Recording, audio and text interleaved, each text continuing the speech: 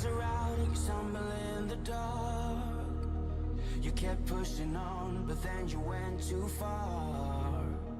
When your ship has sailed and all your dreams are lost, everything is wrong, you feel like it's your fault. Just remember, I will be there for you, baby. Remember, there's nothing out there to get you, don't forget it. When life throws lemons, just call on me. Just call on me. Just call on me.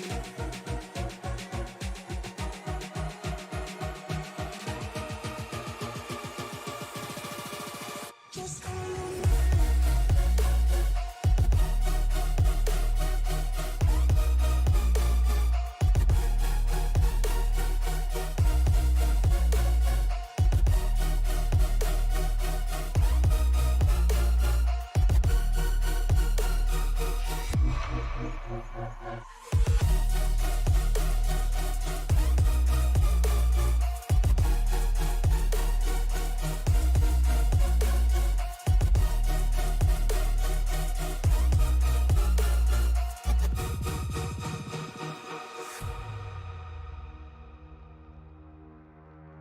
You're stronger now than you ever been.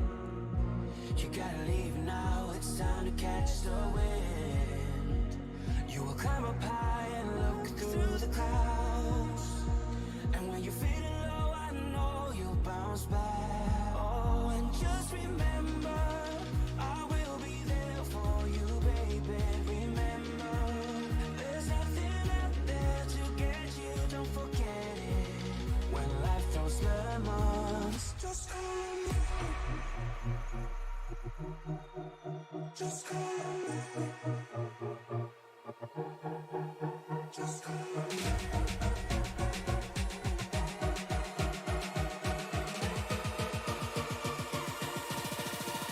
Just call on me.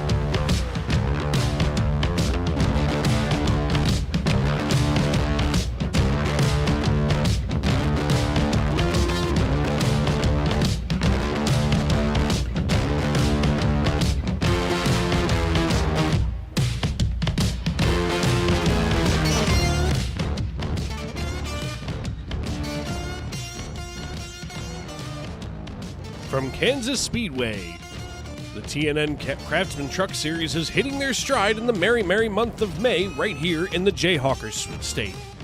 Good evening, everyone, and welcome to Kansas City, Kansas, just outside the heart of America. After 2 weeks off, these drivers have spent some time tuning in the garage and honing their skills as they prepare to battle it out here at Kansas.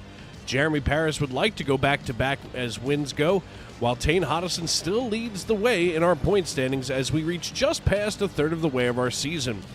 I'm Dave Regal, the voice of Tuesday Night NASCAR, right here in the Tony Trapasso Memorial Broadcast booth, and as always, I'm thrilled to be with you every step of the way. From the green flag to the checkered flag, right here on Sim Racing Media, and folks, glad to have everybody in with us tonight as qualifying well underway here. We'll take a quick peek at Ron Fitting in the Grease Monkey number 3 Chevrolet Camaro. He's getting geared up here. He went 18th fastest on his first lap, and he improves to 11th fastest after the second lap. Tane Hodison, meanwhile, as we take a look here, trying to duke it out, but he only goes 15th fastest. This racetrack, quite a challenging place, as we found on Sunday night during Cup Series action. So everything's starting to come together now here in this season, as, you know, after these, 7 weeks that we've already had, 8 now with this week included, we're going to see some really interesting moves as we get deeper into the season. Jeremy Paris in the 05 Fast Chevrolet Silverado, he crosses the start-finish line after going 24th fastest the first time around. Hits the fast time here, going purple at 30.42 seconds. So that purple time matching his pink paint scheme. Kind of an interesting paint scheme. It won't be hard to find him this week, that's for sure, as the 05 still without a sponsor. And folks, if you are looking to sponsor here on Sim Racing Media, always reach out to us. We can get you in touch with Jeremy Paris. As right now we take a look here at Gary Wright in the number 32 Chevrolet Silverado. He wings it out of turn 2 and down the back chute. And we see him kind of taking this high line. He's definitely trying to go more for the speed, but, maybe not necessarily time, as he tries to dig down here against that white line. And it looks like as he's coming through the apron on the tri-oval, he is now going to go from 26th to, that's it, 26th. So he's going to match his own time. Brandon Minto, meanwhile, on the outlap. And this young man here in the number 12 Kraft Macaroni and Cheese Ford F-150, he is quite a guy that you're going to wind up having to keep your eyes on for sure as he works his way here around the racetrack. As he crosses the start-finish line, this will start his qualifying time. Rich Jett getting ready to roll off of pit road as he is on his outlap. Minto, though, all kinds of cranked up coming through turns 1 and 2. We can just see how fast and how furious things are here for the 12 as we ride along on top here of the F-150. Here on his outlap, we're going to wind up staying high. He wants to get as much heat into those tires as he possibly can, and that'll hopefully give him just enough grip here on lap number 2 as he crosses the start-finish line to start this lap. We can hear him keeping it almost all the way open as we open up the dashboard here on the right-hand side.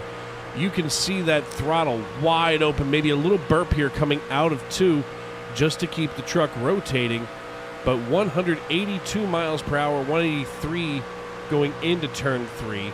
As he hugs that white line there at the bottom this time, a lot closer than what we've seen earlier in the evening. He keeps it cranked up, crossing the start-finish line, and now Brandon Minto going to go 5th fastest on the timing line out of Norman, Oklahoma. We'll get a chance now to see what the master, Mike Wright, is going to do as he's out here kind of putt-putting around, just getting a feel for the truck as we're going to ride along here on the helmet cam.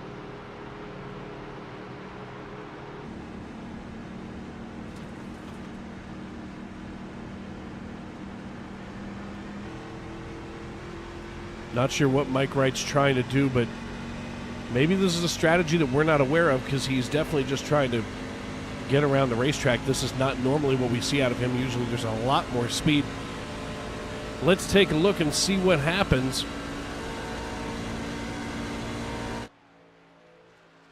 Rich Jett in the 7 goes 6th fastest after his qualifying effort. Now, Mike Wright picking up speed now, 177, 180 at the line.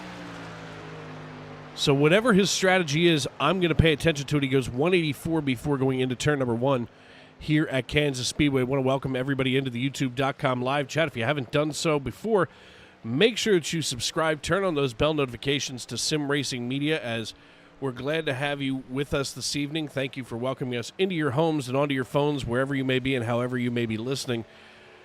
Just grateful that you make us a part of your night as Mike Wright comes across the start-finish line. He goes from absolute dead last to 7th fastest. The only drivers yet to make their qualifying runs, Brandon Hinton and John Wilco out of McAdoo, Pennsylvania. Now, Hinton would be a debut driver, so hopefully we see him make an attempt tonight. As now 30 drivers, 30 drivers out of 32 making their qualifying runs. Looks like Jeremy Paris, who won 3 weeks ago now, looks to go pole position tonight after he won at at Texas Motor Speedway. So we stay here on the 1.5 miles. Of course, Kansas, quite an interesting racetrack, all things considered, as we pull up that race information here for you. 70 degrees in the stands. That's going to make the track temperature with that sun beating down on it and the partly cloudy skies 96 degrees on the asphalt. That is almost perfect race conditions as far as grip goes, and it's only going to get better as we're here in the late afternoon sim sun of Kansas Speedway. We want to see if we can get a hold of Jeremy Paris here in our Discord channel.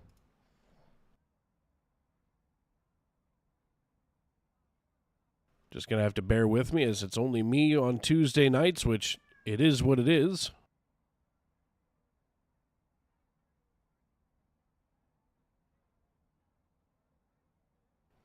And, of course, Jeremy Paris not in the in our Discord channel. Let's go ahead and see if we can get a hold of Ron Fitting, who laid down a pretty good qualifying lap. We'll see if we can get a hold of old Ron, driver the number 3. Hey, Ron, it's Dave up in the broadcast booth. You got a copy?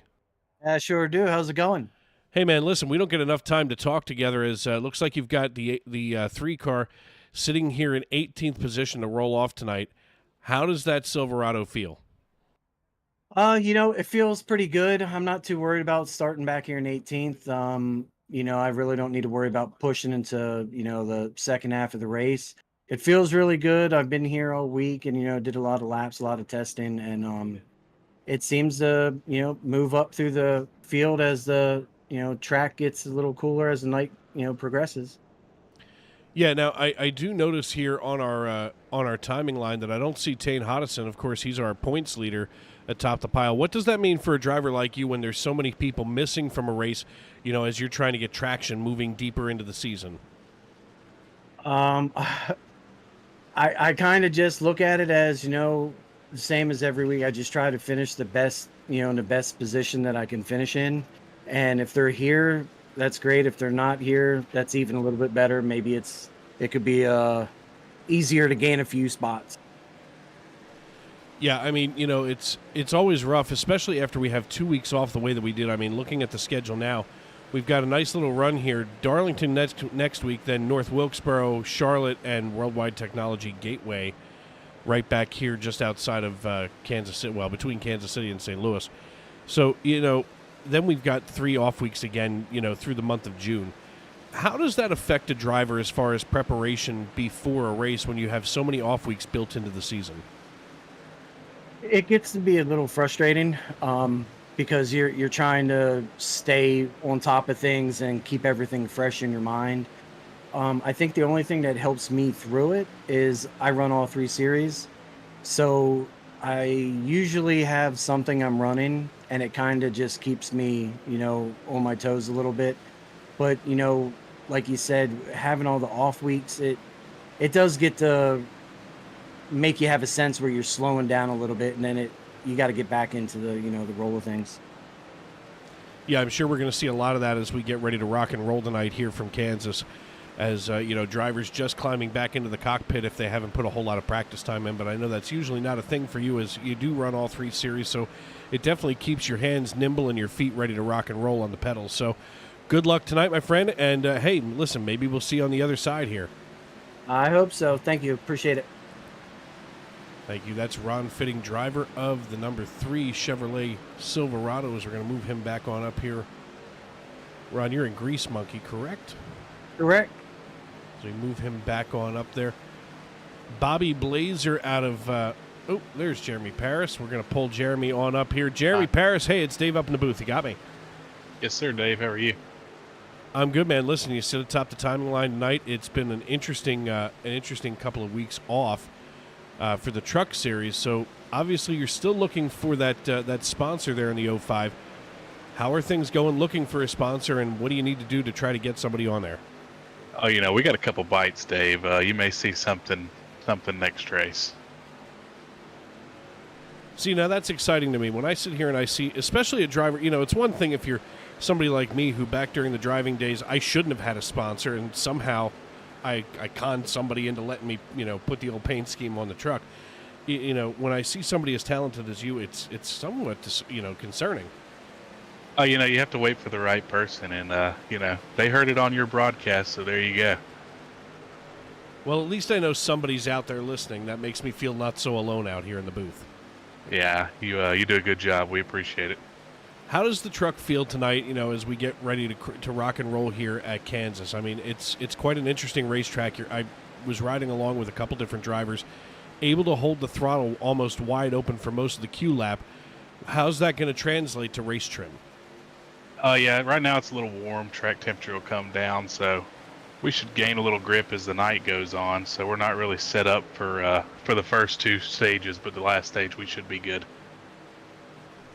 Well, then in that case, I guess just buckle in and hold on for dear life. I mean, we had quite a few cautions on Sunday night, but nothing that was out of the ordinary. I think that we were just about on point, with the real life race on Sunday night NASCAR. So hopefully we see more of the same tonight here at Kansas. What's going to be your strategy, since you are set up for the night race? Is it just going to be survival getting through the first two stages and then really able to turn it on here in stage 3? Yeah, you just have to survive the first two. We got a good group of guys up here, so I think we can all play fair and wait this thing out. All right, man. But listen, good luck tonight. Hopefully we see at the end of one of these stages. I'm sure we will, as you're going to start up here on the pole position tonight. So good luck, and we'll see you on the other side. Sounds good. Thanks, Dave. Thank you, sirs. We're going to move you back down into the waiting room. There you go. As he moves himself around, he's kind of like a ghost, if you will, as we do take a quick peek here at our qualifying results before we get ready to rock and roll. Of course, Jeremy Parris is going to sit on the pole position. We see Rich Jett, who we just had a chance to speak with. Or I'm sorry, Rich Jett, who we didn't have a chance to speak with. We'll hopefully chat with him later. Mike Wright going to be starting in 7th, Jeff Carson in 14th. So it's going to be a busy night here as some of the biggest names in this series are going to be, here toward the front of the race pack. As the iRacing.com pace car pops on down to pit road, let's go ahead and take a look at our starting lineup. Jeremy Parris going to be sitting pole position alongside Jacob Schneider in the 0-2. Schneider not in the cockpit just yet. Chris Custer out of Ohio, he's going to have that 66 starting on the inside of row number 2, one of his highest qualifying finishes. There's Jacob Schneider popping in.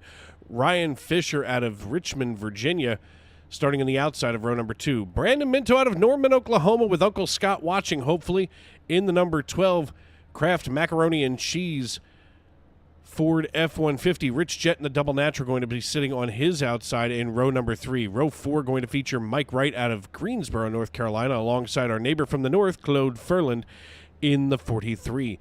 Row 5 rounding out your top 10 starting here tonight, Mitchell Davies and Paul Hill going to be starting there as Benjamin Garrity also now going to be scored in 10th position as we get ready to rock and roll. Diego Rodriguez and Jeff Carson in row number 6, while Aaron Mack and Nick Hansen going to get the start here in row 14. In P14. Row 8 featuring Ron Fitting, that we just spoke with, and Jamie Beasley out of Sanford, Florida, starting in row 18, while Mason Hoffner and Tane Hodison, our points leader, from Brunswick, Maine, starting in row number 9. Row 10 featuring Randall Watkins, Mr. 305, saying, "Kiss a firefighter. I'll sit here and wait patiently, folks." Alongside the faster pastor out of Albemarle, North Carolina, Stony Benfield. Richard Pruitt and Gabriel Lafreniere in row number 11, while our chief cook and bottle washer, Chris Claude out of Fairview, Tennessee, sits alongside Gabriel Lafreniere in the 06 Oxmoor Ford F-150 from St. Jude. Alexander Gangler, Daniel Moynihan, Bobby Blazer, Brandon Hinton, Gary Wright, John Wilco, and Nicholas Casey going to round out the rest of the field. The iRacing.com pace car makes the hard left turn down pit road. The only thing that's left to do is it's time to wipe the visor and adjust the 5-point harness. Grandma, grab that Kansas City barbecue sauce. Race fans, it's show time!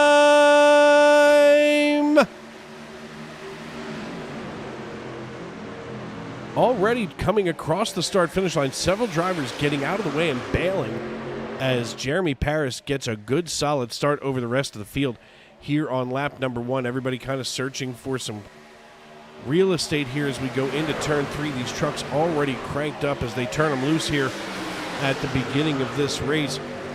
The 6 truck of Paul Hill trying to search here on the high side for some speed, but it looks like Norman, Oklahoma's very own, oh my, Brandon Minto working the low side as he slides back up onto the racing surface off of the apron.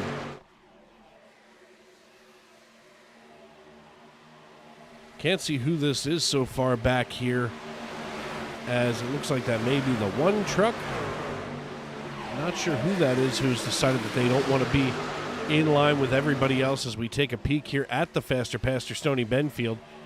And, of course, Stoney, one of those drivers that has just been so consistent all season long here in the 75, a big following on the youtube.com live chat and the nc811.org Ford F-150. Ryan Fisher just lays down fast time here in the 04 truck as he is all over the rear bumper now of Jeremy Paris. All of a sudden, Jacob Schneider slams the door shut on Ryan Fisher as we work through here. Fisher now thinking he wants to make a run for the lead. As we rotate the camera around, we can see Jeremy Paris behind him. They're 3 wide with Paul Hill, the meat in that sandwich, the 86 now on the low side, trying to hold his ground as Paul Hill holding on for dear life. Jeremy Paris on the high side. That Gorilla Gas Toyota Tundra holding on. No, here it goes. Oh, my goodness. The 04 of Ryan Fisher getting turned around, and we are under caution. Oh! And that is not how you want to start your race off here at Kansas Speedway.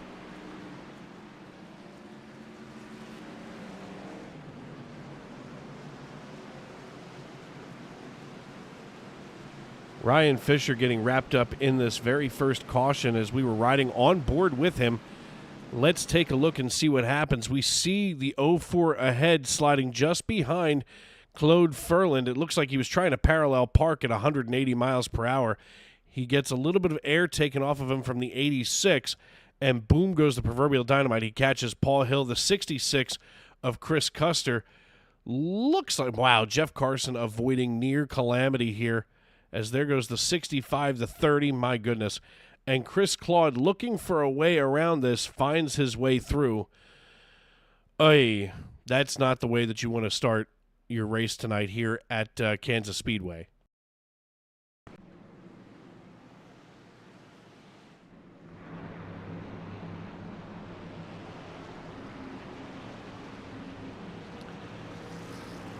Four laps and some change was all that it would take to bring out the first caution tonight here at Kansas Speedway. Dave Regal, the voice of TNN Craftsman Truck Series action, with you here as always in the broadcast booth. Taking a look at Jacob Schneider in the 02 as all of that action kind of broke out behind him. Let's see if we can find him in our race chat.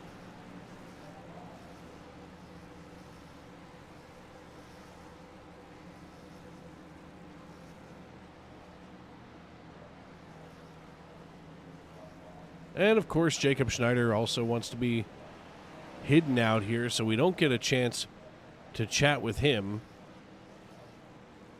In fact, I don't see almost anybody that was even near that wreck. But let's take a quick chat here with Tane Hodison, driver of the number 93. Games in 3 days. Hey, Tane, it's Dave up in the broadcast booth. You got a copy? Yes, I do. Hey, man, listen, quite a wild way for things to start off here at the beginning of the race. How did that look from your perspective? I mean, I'm pretty sure most of it was cleared out by the time you got there, but it was looking a little ugly. Yeah, the wreck happened right in front of my teammate, and originally there was a different car that was having issues that we both had our eyes on. And then we thought that was cleared up, but they just went in front of him. So I took a really safe route through the grass to try and not get any damage, because a 1X is perfectly fine, so playing it safe. Yeah, it may be wise for the rest of the field to maybe take note and realize that you can't parallel park at 183 miles per hour. Apparently that doesn't work. I didn't see that on the driving test when I took it, but who knows? It's the 21st century now. Yeah, things change, I guess. I don't know. Well, listen, you lead the points tonight. Coming into this race, we had a couple of weeks off. We've got a pretty long stretch now of weekly races here before our next, little series of off weeks. How does that make you feel as the points leader to just be able to hold on to things and keep it steady here as you guide the way up atop the pile? Yeah, I feel like I just have to survive in this race, and I'll have a good shot to stay in the top spot and maybe like pretty close in second, which I'm fine with. And like I didn't have really very much practice for this because I haven't done trucks at Kansas all week, and I just got home from a baseball game, so I took as much time as I could to practice after I got home. But I'm not good on pace, so I just have to survive. All right, man. Well, listen, congratulations on still leading the points coming into tonight's race. Go ahead and strap down yourself just one more time here as we get ready to rock and roll. All right, thank you. Thank you, sir. We're going to move you back on up here to Apex Racing as we get him on. Oh, come on. There we go. Sometimes the old clicker doesn't want to work the way that it's supposed to as we move him back up alongside Diego Rodriguez in the 69. Jacob Schneider going to be our race leader when we go back green flag racing this time by in the 02 Ford F-150. Claude Ferlin going to join him on the front row here. The iRacing.com pace car lights are out, which means we will be going back green flag racing this time. It's going to be Schneider, Ferlin, Paris, Minto, Rodriguez, your top five. Mike Wright looking from the outside in here in sixth position, but I'm sure that after some patience, we're going to see him crank it up as we see the 69 Wawa machine just behind Jeremy Paris. The green flag waves, and we're back underway.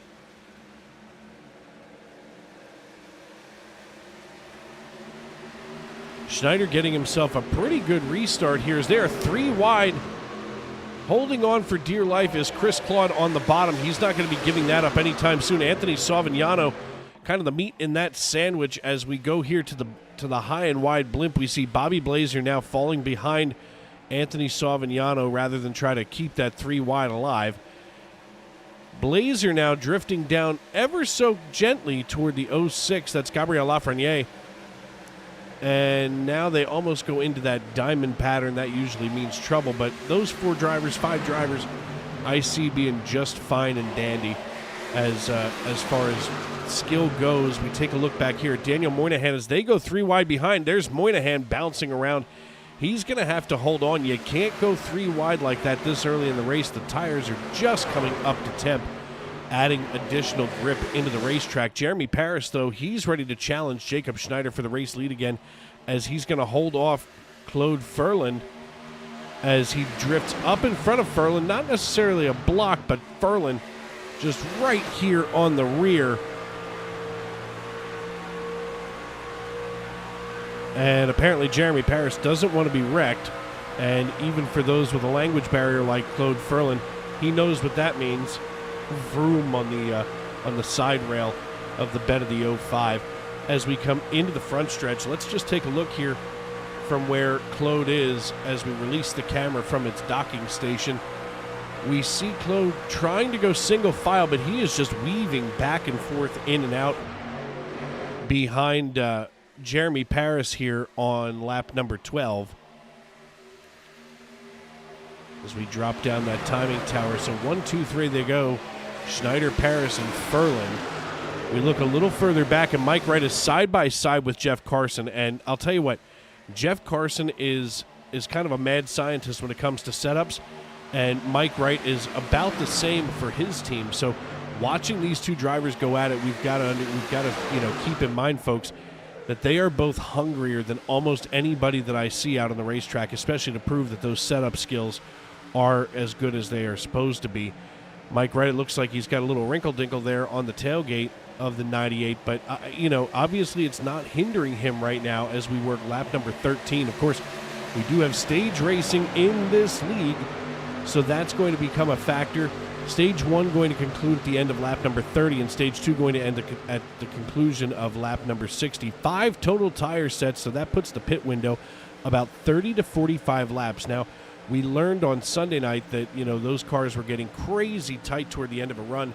Not sure what we're going to see here tonight as, Of course, Sunday Night NASCAR Cup Series action has that independent suspension, where here we've got a solid rear axle as Mike Wright looks to the high side now of the 9. And now is chasing down the 9 truck. Mike Wright is trying to draft up behind him, but he's not able to get a whole lot of help from Chris Custer in the 66. Almost touching they are coming into turn 3, and it looks like Carson just able to get the run here into 3. We drift a little bit further back as side-by-side is Brandon Minto and Ron Fitting. We spoke with Ron pre-race. We'll get a chance, I'm sure, later tonight to talk with Brandon Minto out of Norman, Oklahoma, as they are side-by-side. Not a whole lot of calmness here on the racetrack. We take a peek at Aaron Mack working his way right alongside of Gary Wright in the 32. The 31 and the 32 side-by-side is now Aaron Mack puts his sights right on the rear bumper. That's Paul Hill, but he's now down a couple of laps, 1 lap as a matter of fact. So he's got to work his way up here to Rich Jett in the 77 out of Schwenksville, Pennsylvania. Jett, meanwhile, trying to kind of claw his way past Chris Claude, and Claude going to allow him on by. Chris is just kind of out here in these opening stages. We don't see Chris getting too aggressive, but come stage 3, as long as he's on the lead lap, we're going to see Chris really crank it up. He does a really good job, keeping that truck clean, and when he does, he gets crazy competitive, something that's always exciting to see when someone is doing their best here in a points battle. Meanwhile, back at the ranch, Mike Wright on the high side of Chris Custer, Jeff Carson ahead. This little 5-car breakaway here with the 43, the 9. Oh my, here comes Claude Ferlin alongside the 69 of Diego Rodriguez in the Wawa Ford F-150. The interesting thing about that sponsor is that Diego Rodriguez is from Adrian, Michigan. Not even a Pennsylvanian or anybody from along the I-95 corridor down into Florida. But the story goes is that he somehow heard about it or saw it, and apparently it was just an instant fan. And so there's that Wawa wrap on the Ford F-150 of Diego Rodriguez out of Adrian, Michigan.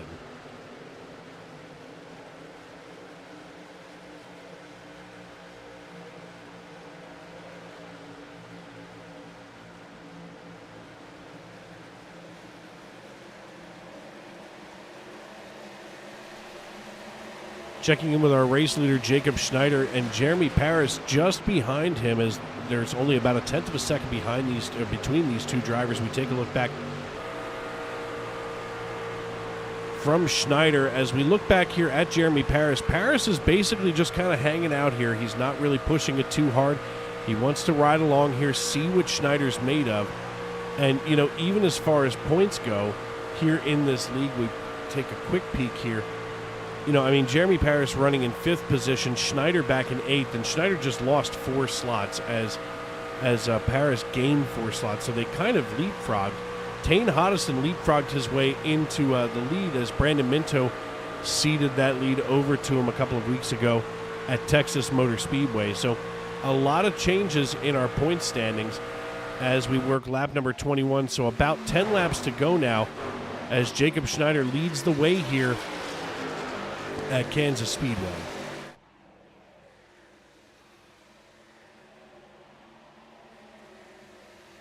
Gabriel Lafreniere and Mr. 305 Randall Watkins with that Miller Genuine Draft Ford F-150. This is a battle of the beers, if you will. MGD and Oxmoor. Of course, Oxmoor, a brew out of Canada.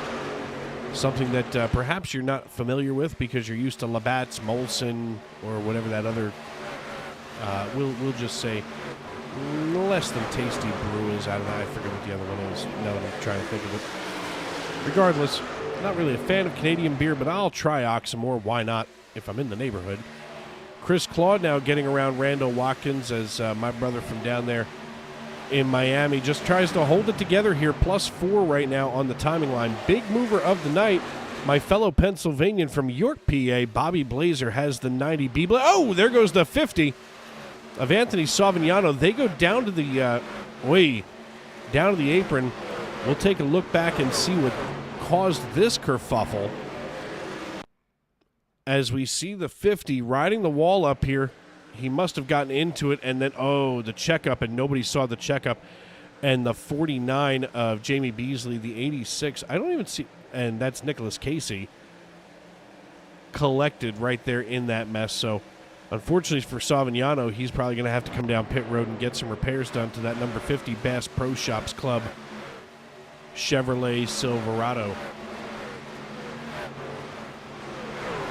Richard Pruitt in the 74, in the 24. He's just hanging on back here in 28th position. We take a few closer looks here. Chris Custer now holding off Bobby Blazer, who we were just talking about in the B-Blaze Vintage Chevrolet Silverado. He hangs on to the high side.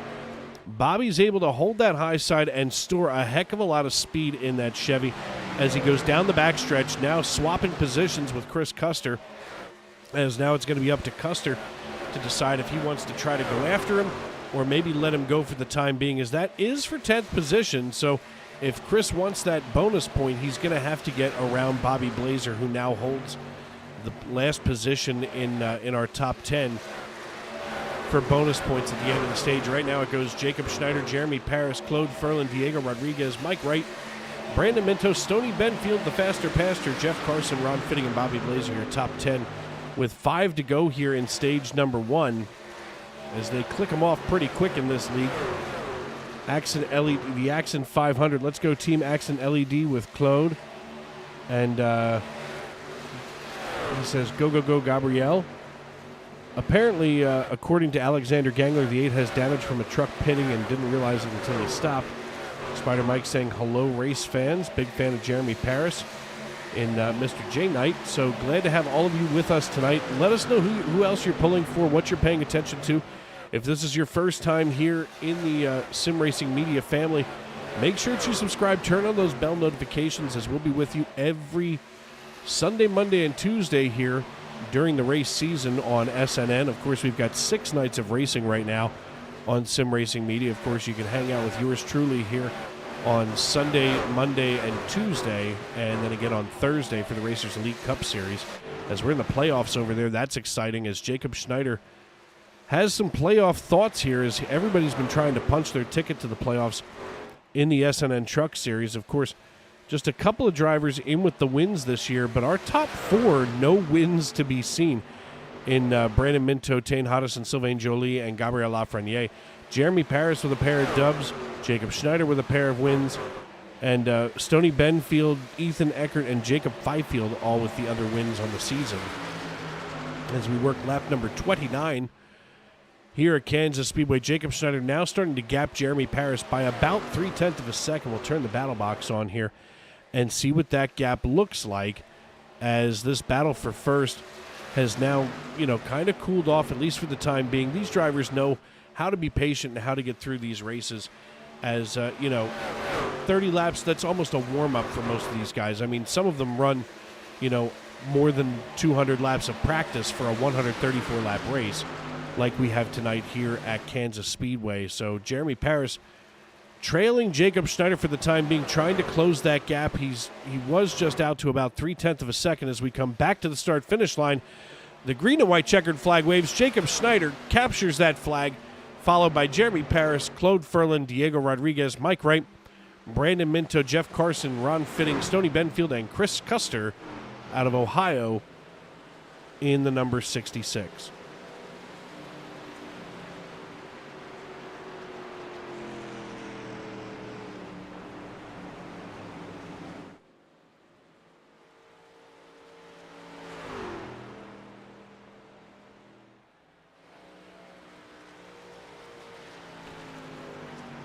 Jacob Schneider, your Stage 1 winner out of Greenville, South Carolina.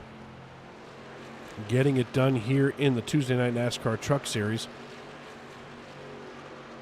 Once again, I don't think he is in the Discord, so we won't be able to chat with him, unfortunately, because he really ran the wheels off of that 0-2 to keep it up here tonight, as he, basically he and Jeremy Paris switched positions. Paris sat on the pole. Jacob Schneider sat to his outside. They flip-flopped here at the end of Stage 1.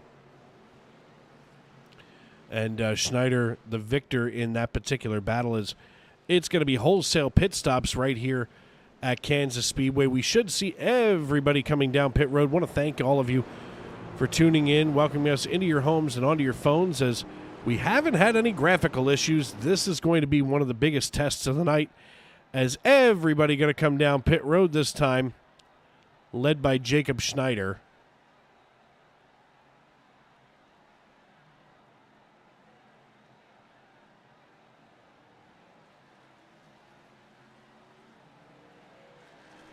We see Schneider and Paris having to make that long drive down pit road as they're going to quick swap positions here. Let's see which one of these drivers comes out ahead of the rest. As we see 4 tires going on for Paris. The right side pops up. The left side already up on Paris. So he may have just a... Oh, this is going to be close. And it's going to be time. Jacob Schneider wins the battle off of pit road. But, I mean, it could not possibly have been any closer. As we're going to take a quick peek back here and just see maybe if we can get just kind of an overhead view of this from our blimp. Or maybe, let's see, where's that chopper? Nope, the chopper's not going to do that one. So we'll get a quick shot here from our blimp as we can see them coming off of pit road. I mean, Paris absolutely had the rear end of his truck squatted down to the ground as he hit the throttle coming off of pit road, but just couldn't beat Schneider. So it's going to be Schneider, Paris, Furlan, Rodriguez, Minto, Carson, Blazer, Fitting, Hodison, and Benfield, your top 10.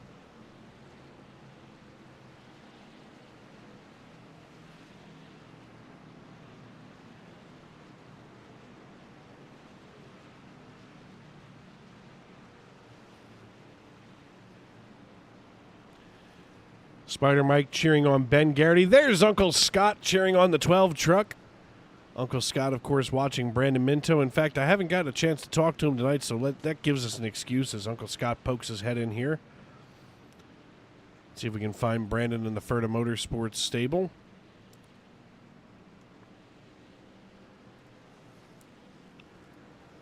Hey, Brandon, it's Dave up in the booth. You got me? Hey, I got you, Dave. Well, man, Uncle Scott is strapped in, tipping back the Miller Lights, and keeping an eye on you here as you're going to be restarting in 5th position after qualifying in 5th. Stage 1 got kind of dicey there at the outset of the race, but seemed to settle down. How did it look from your perspective? Yeah, it looked a little wild with, I don't know if, Nick Casey, if he got like a penalty or something, so he was coming out, and then he was holding the inside line like he was supposed to, and it just got a little squirrely up in front, like the car's trying to get around him. Everybody's still on fresh tires at that point, so everybody still has some speed, so it was hard to get by him, so it just caused a few issues. But other than that, the rest of stage 1 was pretty fine. I got stuck on the outside line on that restart, so the outside line didn't really start coming to until about 10, 15 laps on the set of tires, so I ended up falling back, but I made a few spots back up under that stage, so hopefully I can stay more towards the front this run. Yeah, absolutely. Now, was the truck getting any tighter, the later that you got in that stage, or is 30 laps not really long enough to make that determination? It wasn't really long enough. I could feel the right front start going away. I was starting to have a little less grip. I wasn't able to turn in as good as I was. I was having to let off a little bit in the turn, being tucked right up under somebody. But this stage, I'm going to try to save tires a little bit better, not push as hard to fight for position for the first 5-6 laps, and then I'll start trying to turn it up after that. All right, my man. Well, listen, you're headed into turn 3, so strap in and let's get ready to rock and roll. Good luck, man. All right, thanks, Dave. That, of course, the voice of Norman, Oklahoma's very own Brandon Minto, as we get ready to go back green flag racing here for stage number 2. Jacob Schneider leading the way. The iRacing.com pace car makes the hard left turn down pit road. Schneider brings us into the Geico restart zone, and he's going to drop the hammer early, and here we go.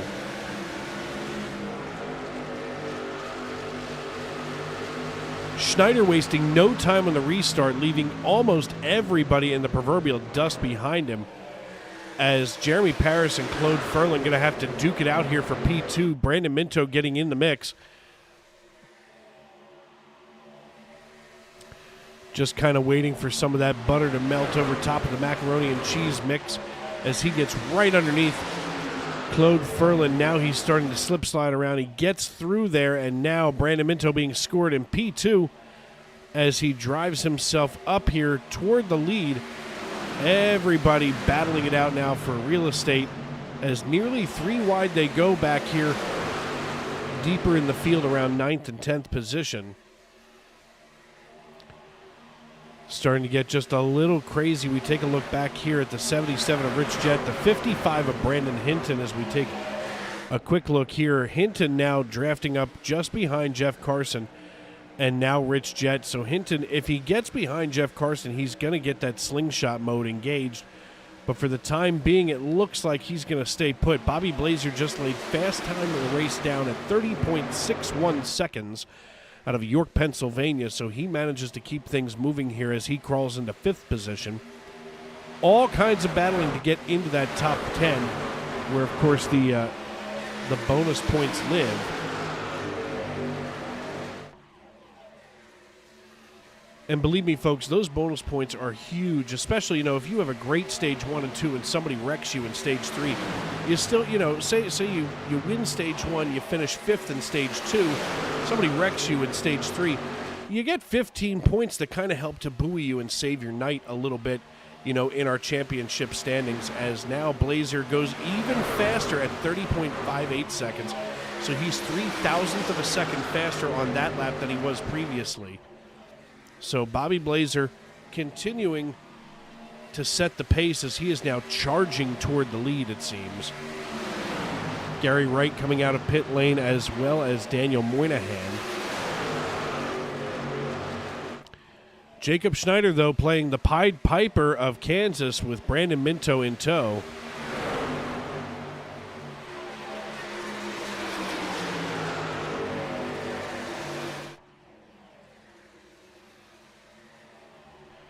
Contact between the 05 and the 90.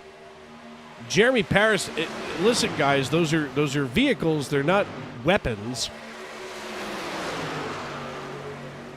As they are just banging against one another now, coming down the back chute. Jeremy Paris has got to be running out of patience after that one, as it seemed like almost like Blazer had him pushed down into the apron.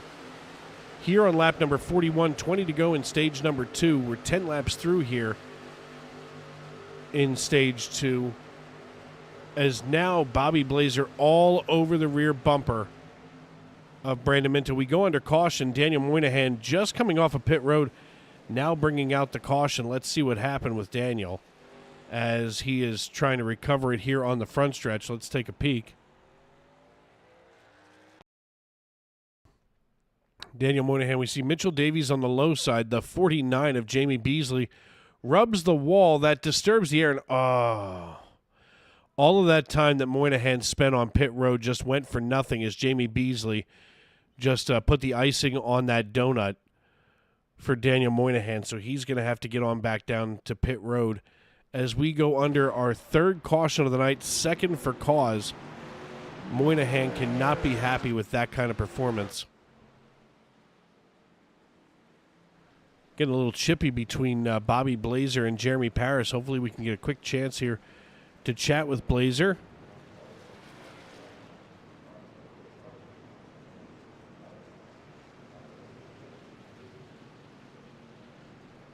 Hey, Bobby, it's Dave up in the booth. You got me? Dave, you're back. Yes, I'm sir. back and better than ever, as they used to say on Mike and Mike in the morning on ESPN Radio. And I got to tell you, I saw some things getting a little chippy between you and Jeremy Paris. What's going on between you two? I don't know who that is, so... The 05.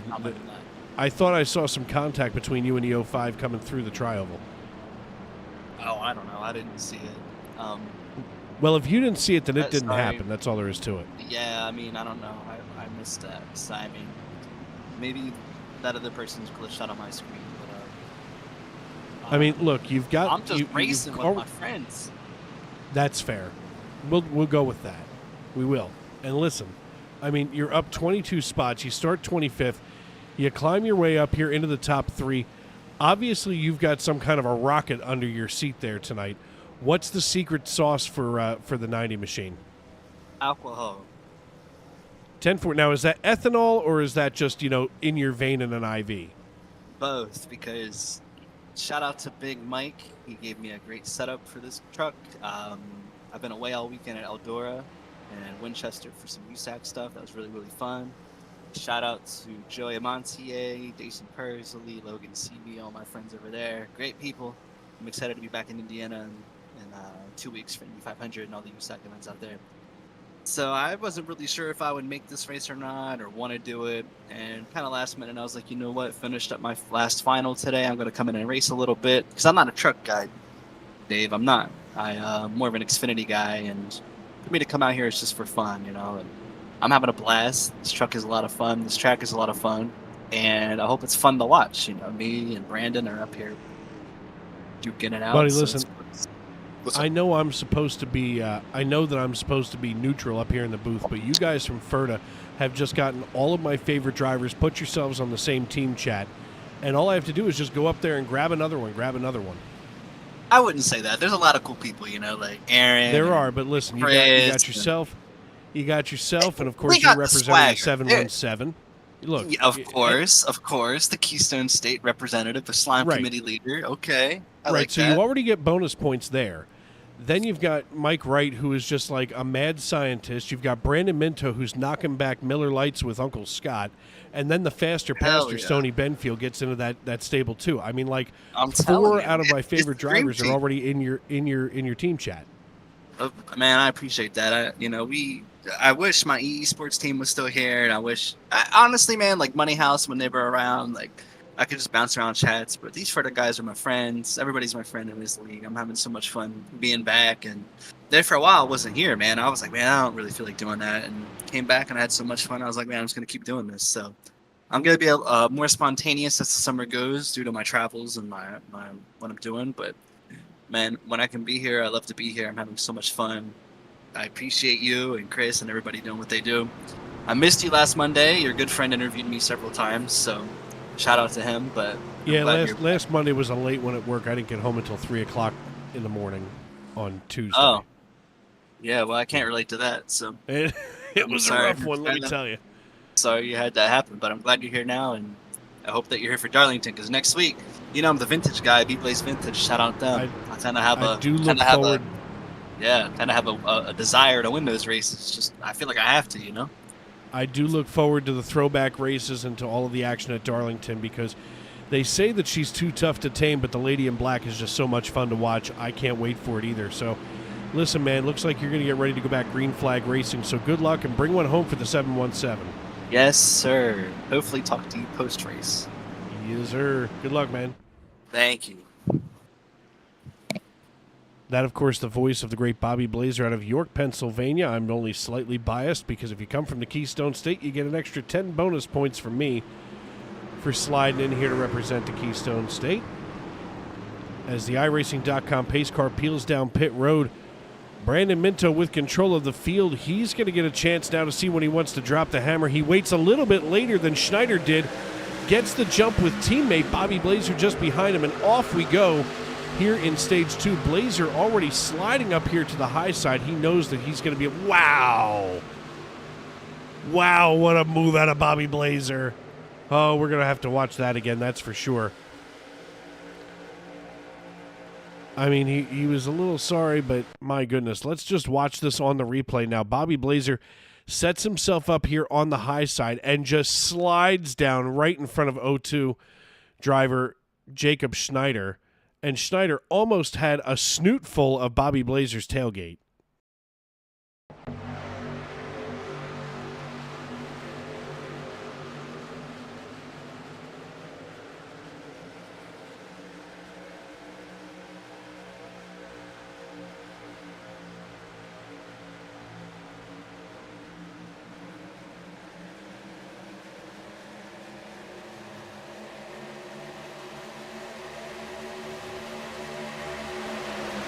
Brandon Minto, Claude Ferlin, Bobby Blazer, Jacob Schneider, and Jeremy Parrish are top 5 here on lap number 50. All kinds of action back here. We talked about the FERTA stable. There's the faster pastor, Stoney Benfield, running in 9th position. He's oh my! Oh, what's going on? Why is Jacob Schneider all kinds of sideways? Oh dear, this can't be good. Let's go right to the replay here on the 4th caution of the night. Here's Jacob Schneider, and Schneider just kind of, oh, that's going to be an awkward conversation later on during race review, that's for sure. Let's see if we can find where this particular mess just originated. As I'm looking for it, can't get any worse.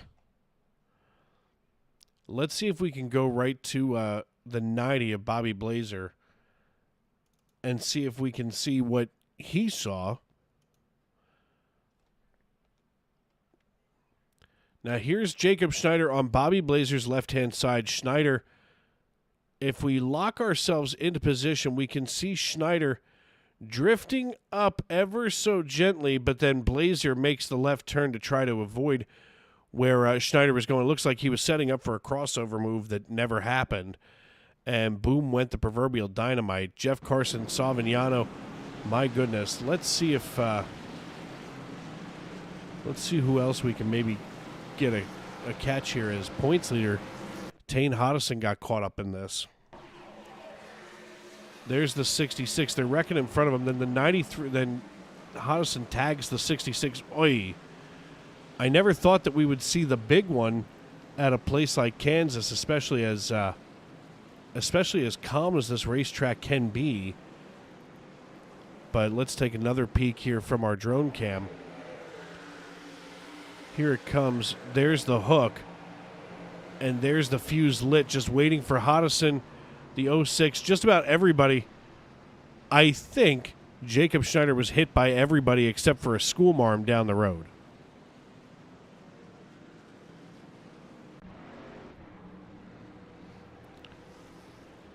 So that's going to shuffle things around for sure now. As Brandon Minto, Claude Ferlin, Bobby Blazer, they're going to be your top 3. Jeremy Paris in the 05 running in 4th position. Diego Rodriguez just behind in 5th. So that top 5 hasn't changed, but a lot of different things now behind them as that opens the door for Stoney Benfield now to slide into 7th. That Team Ferda is all over this top 10. Mike Wright and Stoney Benfield in 7th and 8th. And, of course, Bobby Blazer and Brandon Minto in 1st and 3rd. We've almost talked to everybody in the Team Ferda group. We'll get a chance to talk to Mike Wright and Stoney Benfield later in this race.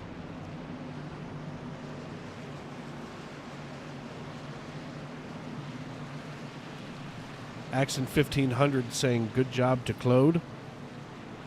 As, yeah, he did manage to avoid some of that mayhem and maintain 2nd position here in the Axon LED Toyota Tundra. And I'll tell you what, these guys from north of the border, they put on quite a show every week. I mean, you know, it seems like they do nothing but practice together, to work together. And, you know, as far as teammates go, they stick together closer than almost anybody else that I've ever seen on the racetrack.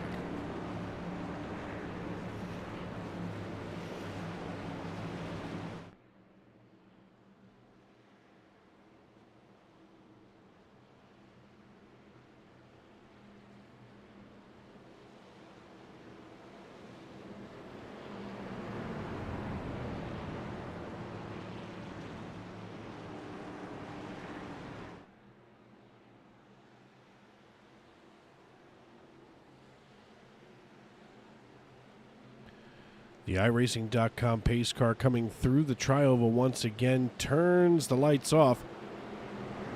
So that's going to cause everybody to rack them, stack them, and do it all over again here on lap number 53. So going to be 6 laps to go this time by, 7 laps to go this time by at the line when the green flag flies. So here in stage 2, we've already melted through a lot of time.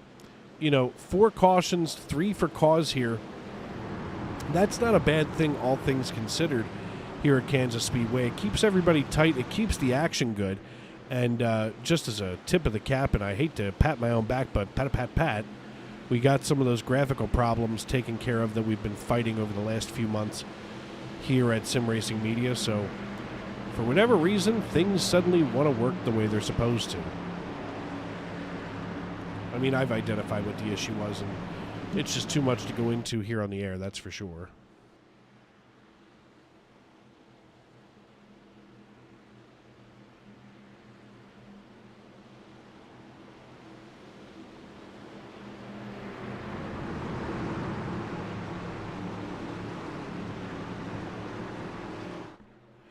Brandon Minto with control of the field comes into the tri-oval. One more time, he waits until just about that second Geico logo, and here we go. As Minto and Blazer haul the mail down the front stretch, Jeremy Paris already fanning out behind the 43 of Claude Ferland. Stoney Benfield working the inside here. Let's take a look and see what things look like from Stoney's perspective. As we unlock that camera and get ready to spin over here and take a look at Claude Ferland with that name above the door. We see them just literally a foot from one another here on the racetrack. Stoney Benfield working the low side now. He's all but hugging the grass.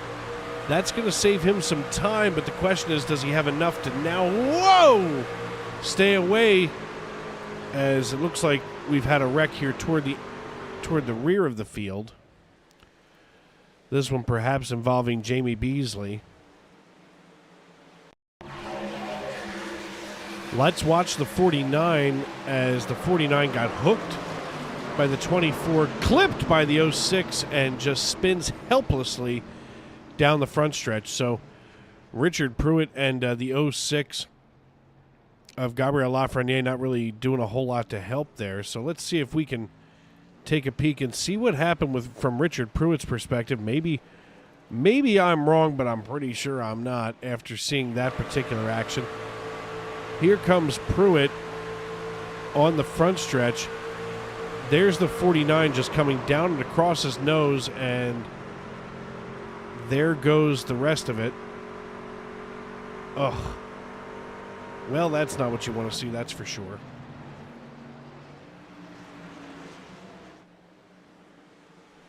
So we're going to go under caution again here, and it's going to make it real close whether or not we call this the stage break. We'll know that momentarily, depending on how many drivers we see come down pit road.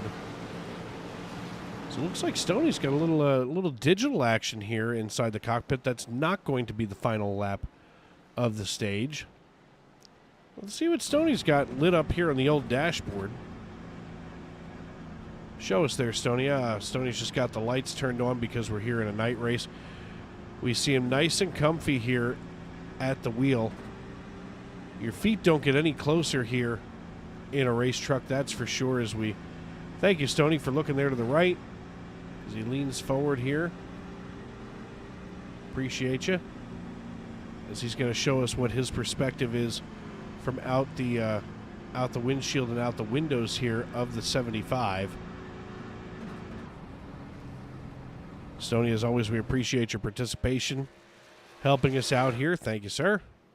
As it looks like the rear end of the field all coming down pit road, so maybe they're going to be trying to come down early, get that lap back under caution. It's not a bad thing, that's for sure. It looks like Bobby Blazer, Jeremy Paris, Mike Wright, Mitchell Davies, Nick Hansen. Oh, there's Mike McConville. I don't know how I missed him earlier on in the race. Of course, McConville representing South Jersey from Cape May. I can't say that he looks so very pretty on the way from Ocean City, but hey, it is what it is.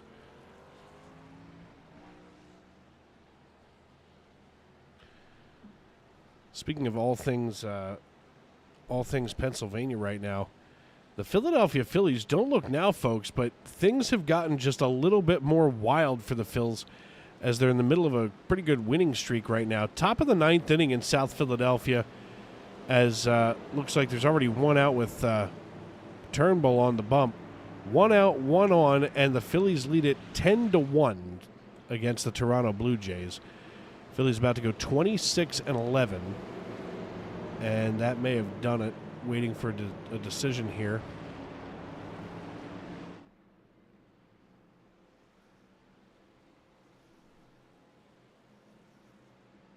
Of course, waiting for the MLB app.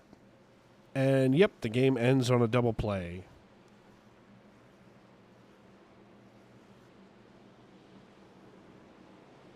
And with that, the Philadelphia Phillies improve their winning streak once again. That, of course, was set off by they came off the road after a pretty decent road trip and now have just extended that to what will be a 7-game winning streak on the season. Longest of the year for any team in Major League Baseball, which that's fine. Now, as long as they can keep it consistent to get through the rest of the season, I'll be a happy camper. As I know Justin Clapper will, Mike McConville, a bunch of us associated with iRacing.com.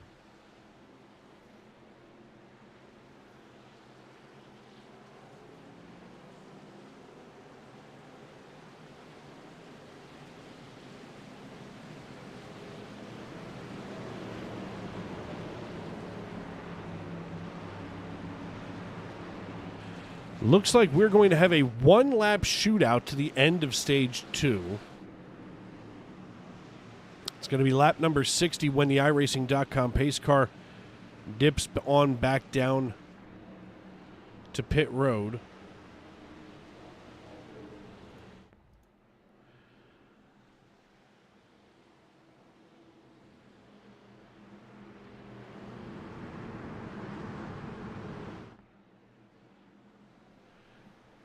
Pace car leading the field for the 5th time tonight. 4th time for cause. As everybody gets themselves checked in one more time. Make sure the gloves are on nice and tight before the end of stage number 2. Of course, we're going to see a lot of swip swapping around as Brandon Minto leads us back into the tri-oval. Claude Ferlin just behind, looking for the signal.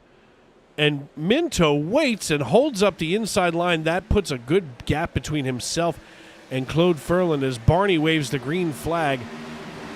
Diego Rodriguez now haunting the 43.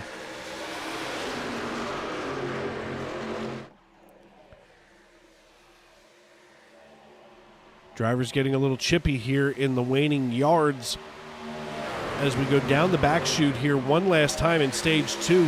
The 69 of Diego Rodriguez dives to the inside of Claude Ferlin. Ferlin goes way high, and as Brandon Minto crosses the start-finish line, he's going to capture the checkered flag. We go under caution here for the end of stage 2. And Brandon Minto gets that green and white checkered flag, tucks it into his window net there. And it's going to be Minto, Rodriguez, Ferlin, Benfield, Jet, Wilco, Mack, Savignano, Hinton, and Ron Fitting all being awarded bonus points here at the end of the stage.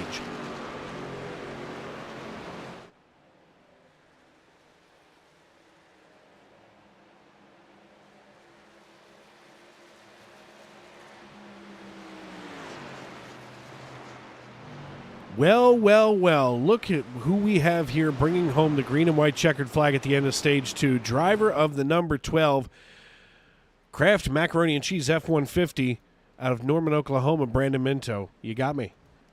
I got you, Dave. Well, I mean, listen, the one-lap shootout to the end of stage 2 kind of was without fanfare for you as you got a good jump over top of Claude Ferlin. It looked like you kind of delayed the restart, or at least your own restart, to put some gap between you and the 43. Was that strategy or just the way things happened? A little bit, because I know people get, as soon as we enter the restart zone, then everybody starts getting hungry to make that jump, try to time everything perfectly, and then if I catch them a little off guard by going early, then they may end up getting a better run going down to the turn 1. So I wanted to try to hold it off as late as I could and then get that jump. Hopefully they try to jump and then they have to get on the brakes so they don't get black flag for jumping me. Well, you did a heck of a job on the restart. What's going to be the changes that you make here to the 12 at the end of 2? I don't think we had too long of a green flag run there for me to even really feel the differences in the truck that I made after the stage 1 caution. The truck felt great that stage. I think I just lost a few spots on pit road, or maybe they only came in to top off on fuel. Yeah, that was just a fuel. Yeah, because that wasn't the people. But I forgot what I was saying. But no, like I made a few changes in stage 1 or at the end of stage 1, and I never really got to feel how great they were because I was joking with the Ferda team in the Ferda chat that I had just got off talking with you saying, yeah, I'm going to probably take it a little easier here in stage 2, save tires. And then on that restart of stage 2, the inside line just got going, and I really had no other choice but to try to drive a little aggressive, and it ended up getting me into the lead, and I was able to hold it. Luckily, with the few cautions that we had there, it helped, because I think Claude Ferlin had a little bit better long run speed. I saw him gaining on me, and right as he was getting to my bumper, that first caution came out in stage 2. So I just really lucked out with the timing of the cautions. Yeah, it was definitely good timing for the cautions. I mean, now here we are going into stage 3. Going to be a long one here. About 70 laps once we get back green flag racing. Obviously, we're hoping for some longer green flag laps. I know that, you and some of the other teams out here are built for the long run. The sun's going down. Things are cooling off. What are you thinking about as that asphalt now drops down to probably below 90 degrees? Thinking you're going to see a lot more speed, a lot faster lap times and everything with the cooler track. Hopefully, tire wear is going to be a little bit better, because I'm still burning the right front quite a bit. Hopefully, I can save a little more in this stage, since it's going to be a long run. But what's going to really hurt me is I wanted to get that stage win there, and a lot of people took that last caution there in stage 2 to go pit so they could stay out here. So I'm going to have a lot of traffic to deal with, but just hoping to stay clean being back here. A lot of people are making aggressive moves, but I'm just going to try to stay out of everybody's way and avoid all the mayhem that may come out of stage 3. All right, man. Well, listen, it looks like you've got you and Stoney from your team that pitted this time around. Mike and Bobby pitted just a few moments earlier, so now I'm going to be curious to watch what Team Ferda does here in stage 3. So good luck the rest of the way, buddy, and thanks for giving us something exciting to watch. Absolutely. Thanks, Dave. Going to move him back on up here into the Ferda Motorsports stable as we get ready to go back green flag racing. I want to thank everybody for tuning in tonight. As, once again, Brandon Minto manages to pick up a stage win, still looking to try to pick up that first win on the season for the regular checkered flag at the end of stage 3. But hey, it just goes to show that you can have some great races and still lead in points without wins in this league. Anthony Savignano, he's going to have control of the field this time around. He last pitted on lap number 50, so he's got about 15 lap older tires than everybody else, as well as Alexander Gangler in the 8 truck, so he's back on the lead lap.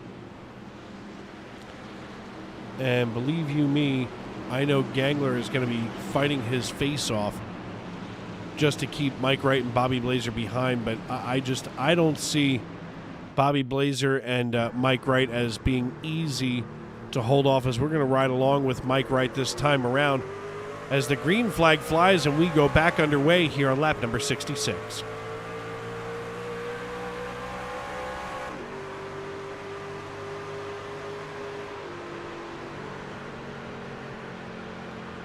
Almost immediately we wind up under caution.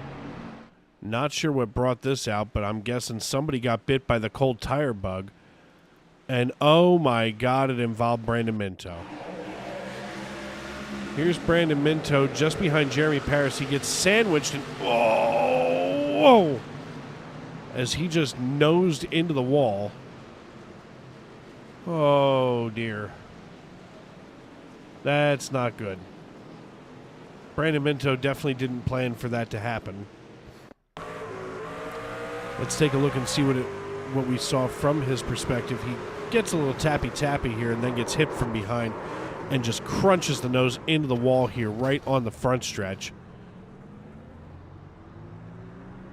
Sounds like he got the engine back up underneath him. Let's hope that he's able to overcome that. We'll take a look and see what it looked like from Daniel Moynihan's perspective. Here's Moynihan out of Boston. He's got the 24 in front of him once again. The 24 checks up. Moynihan, Moynihan went to go down and avoid, but rather than just try to lock him up and stay out of trouble, he winds up right in the door panel of the 12. You hear him running through the gears.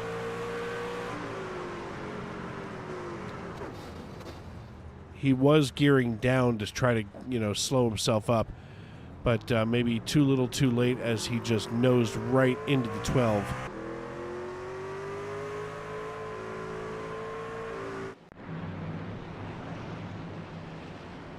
So 7th caution of the evening, 5th for cause. Anthony Savignano and Alexander Gangler are going to be your race leaders once again. When we go back green flag racing, we're going to step aside and pay some bills here on Sim Racing Media. I'm Dave Regal, and this is Tuesday Night NASCAR.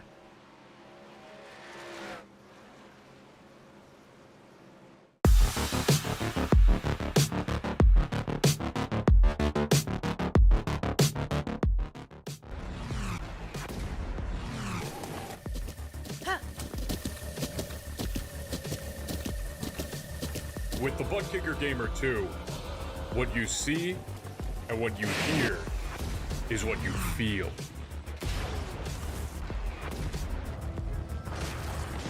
Butt Kicker. The future is feeling.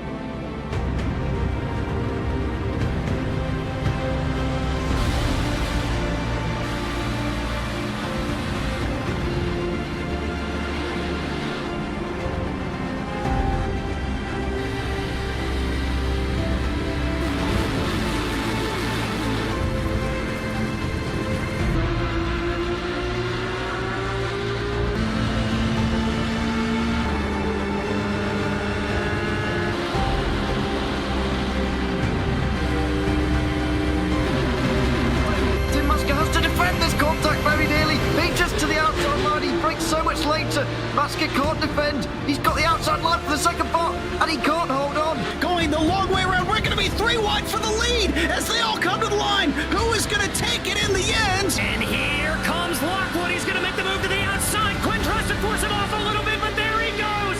It's going to be side by side through turn 1. Will he be able to cover him off? He does. Weaving back to the left-hand side. Reynolds is trying everything. The kitchen sink is being thrown at it. They're leaning on each other. Coming into turn number 3. It's going to be a drag race through 3 and 4. Coming back to the line. Here comes Frisch on the bottom. Bouchard's going to hold the inside. Tries to be the late breaker here. They're going to be side by side through the final chicane. They bang doors, but keep it clean. As they're still 4 wide on the run down into the back straightaway. Demerit's looking for a line as well. What is going on in Michigan? Novak into the fence. They're still beating and banging. Oh and to the line. He is much faster coming through there. Is there damage on Challenger? Abramitis is ahead. There's going to be a race to the line. Who is going to get it?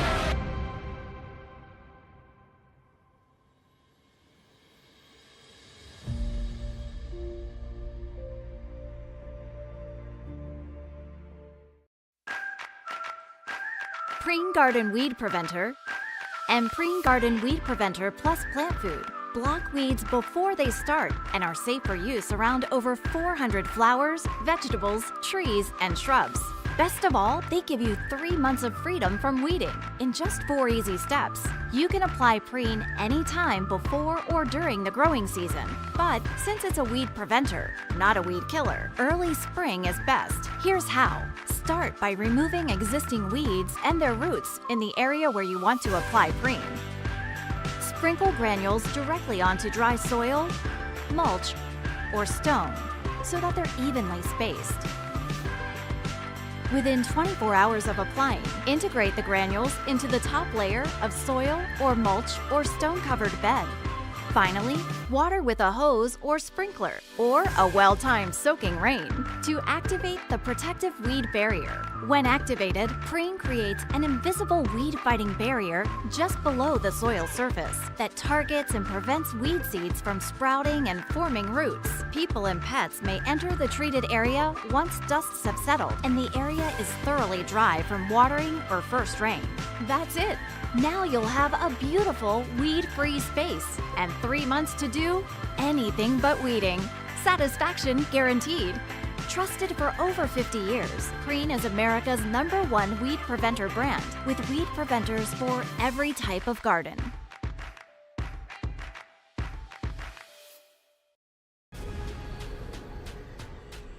The most realistic online racing sim ever made. This is iRacing. Detailed laser scan tracks, fully dynamic real-world cars, and over 50 series to choose from. 6 online world championships offering over $400,000 in annual prizes. This is the original esport racing game. This is iRacing.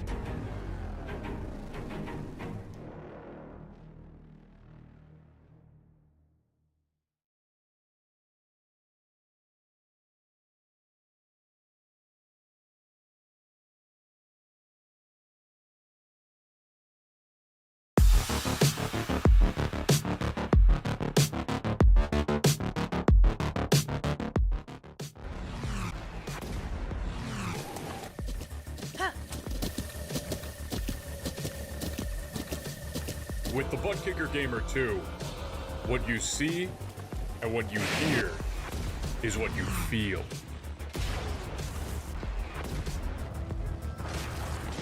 Butt Kicker.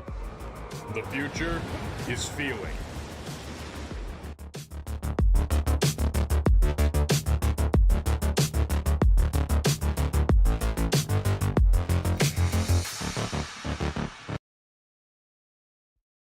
Racing isn't easy, but experiencing it is.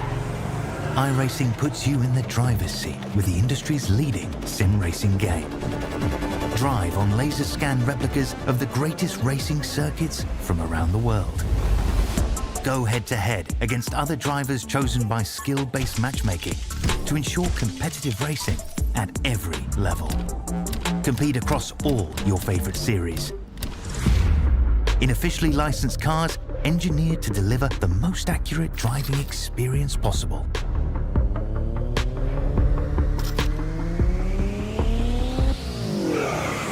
Join a race or host your own with players from across the globe.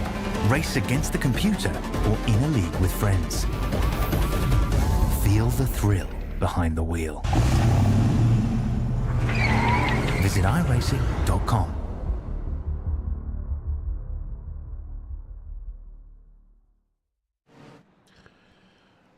Welcome back to Kansas Speedway here on Sim Racing Media. Dave Regal, the voice of Tuesday Night NASCAR Truck Series action, with you tonight.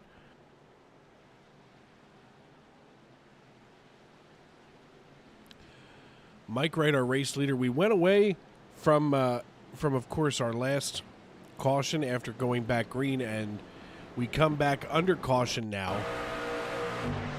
Stoney Benfield was 3 wide here and just got right up into the 99.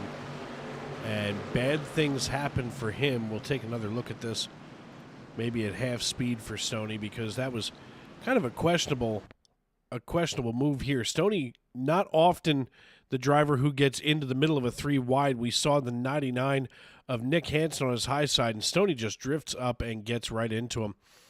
And boom goes the proverbial dynamite for the 75. So, unfortunately, he and the 12 of Brandon Minto both got kind of shuffled back in the midst of the field, while their teammates, Mike Wright and Bobby Blazer, pitted early, and they shot to the top of the timing line. So maybe they could have followed teammates Wright and Blazer, but there's all kinds of shoulda, coulda, wouldas, and unfortunately here on lap number 78 just a lot of disappointment for the 75 and the 12.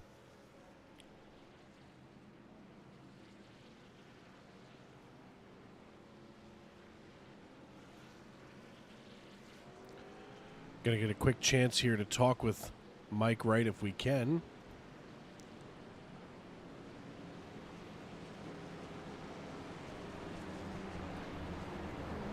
Hey, Mike, it's Dave up in the booth. You got me.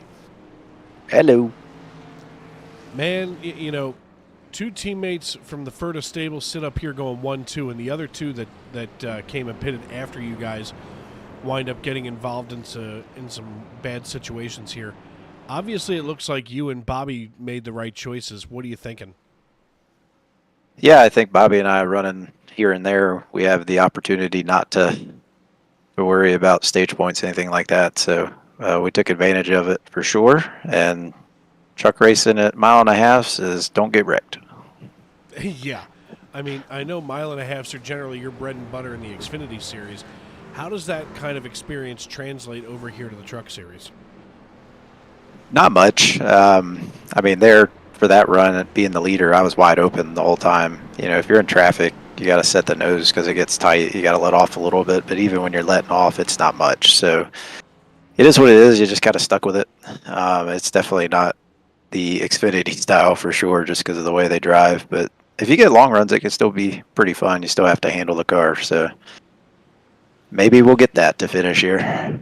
Well, I mean, listen, it's always nice when you've got a teammate in the neighborhood. And, I mean, you've got drivers like Jeff Carson who's not out there to use the truck like, you know, weapon. And, you know, so there's a lot of good drivers around you yet in the neighborhood. So, you know, stage 3 here, 54 laps this time by. Looks like you might be all right.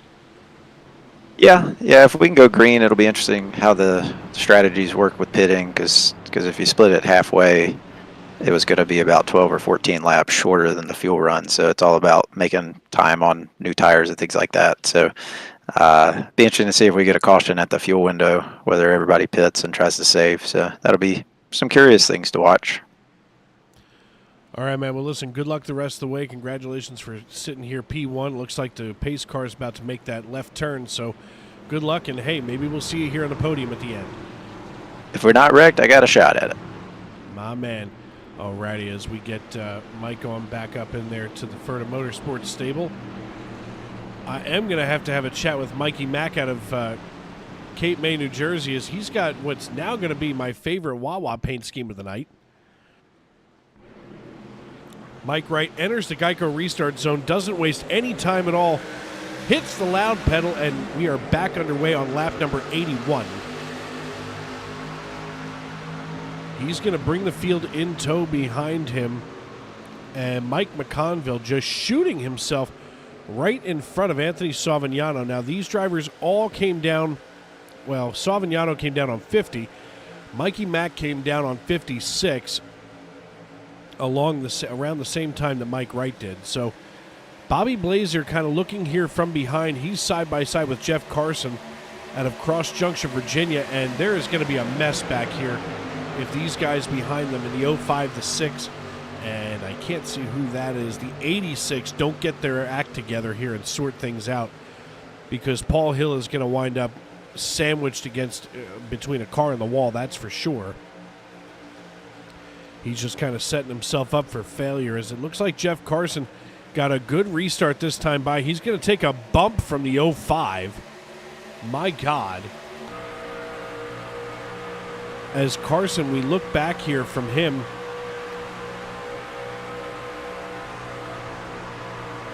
And Carson now having to hold off both the 6 and the 05 of Paul Hill and Jeremy. Whoa! I don't know what in the world's going on up in front of him. It's time to pay attention to what's going on in front of us. They go 3 wide. Mike McConville, the meat and the sandwich. Obviously, he got the double meat hoagie over there at Wawa. Hopefully, he used the points for that sandwich. As we come across the start-finish line on 84, drivers getting themselves sorted out as they are side by side for 3 rows here from 2nd back to 7th.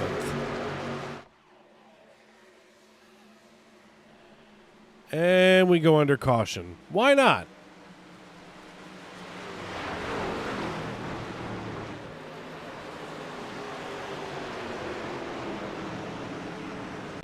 Something happened again with Stoney Benfield as he was catching up to Jeremy Schneider and the 32 on the high side. So Stoney comes up the racetrack and just never stops and goes right into the 32. I'm not sure what happened there, but something tells me that that's got to be hardware related, where he was just unable to keep the truck down low and away from the 32 of Gary Wright. So we'll get a chance to chat with him in a minute. I feel like all we've done is talk to Ferda Motorsports, but right now, I got to find him. Right now, I got to talk to Mike McConville in this one machine. Hey, Mikey Mac, it's Dave up in the booth. You got me? Hey, Dave. How we doing, buddy? Buddy, I'm good, but listen, this paint scheme of yours, I'm liking it. I'm digging this thing. Appreciate you. We love us some Wawa. Listen, all I could think of was when you went 3 wide in the middle there, I thought, well, that's double meat right there. That's a hoagie, if I ever heard one. Heck yeah, we love some double meat. As you're getting yourself pulled in here, obviously you haven't had a lot of time to see whether or not you've got some long-run speed on the one truck. What's your setup like, and are you trying to make adjustments because of how short these runs have been getting? Well, right now the truck's pretty good on the short run, and in that first stage we had, it was pretty good, even on long run. It got a little tight, but we made some adjustments to fix her up, and we're ready to go. We're ready to battle for this dub. All right, man. Well, it looks like you've got some tough competition with you. You're going to be up here with Aaron Mack, Gangler, Chris Claude. I mean, you're kind of in a hornet's nest of some of the best drivers in this league. What's going to be the strategy to keep yourself, keep all 4 wheels under the truck and yourself from getting, stuck down on pit road for a couple of minutes of damage? Right now, it's going to be, the big plan is to make it on fuel. We're a little short at the moment, even though pitting right now. So I think it'll be a bunch of us just trying to save some fuel, trying to get to the end, and we'll battle it out those last 15, 20 laps. All right, my man. Well, listen, good luck the rest of the way. We'll see what happens here with the one truck. Loving the paint scheme. Good luck, bro. Appreciate you, brother. We're going to move him back on up here into the JAR TCR team chat. As always, it's a pleasure to talk with somebody who's nearby and appreciates the double meat hoagie out of Wawa. Of course, if you haven't been along the I-95 corridor and gotten a chance to try out some of Philadelphia's finest sandwiches, and essentially it's just a northeast version of Buc-ee's. And I'm going to settle the debate right now. In fact, maybe I should put McConville and Blazer in the same race chat and see if they want to battle it out over Sheets and Wawa. That's usually our argument here in Pennsylvania because we have nothing else to argue about besides cattle size.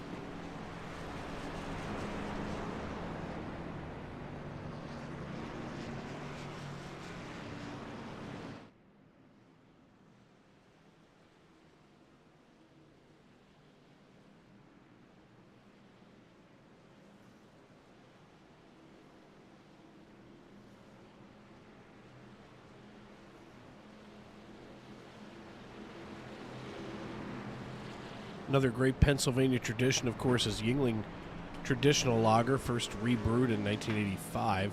And just a shameless plug here, if you're looking for something to do this weekend, poke your head out down in Pottsville, Pennsylvania, home of the Yuengling Brewery.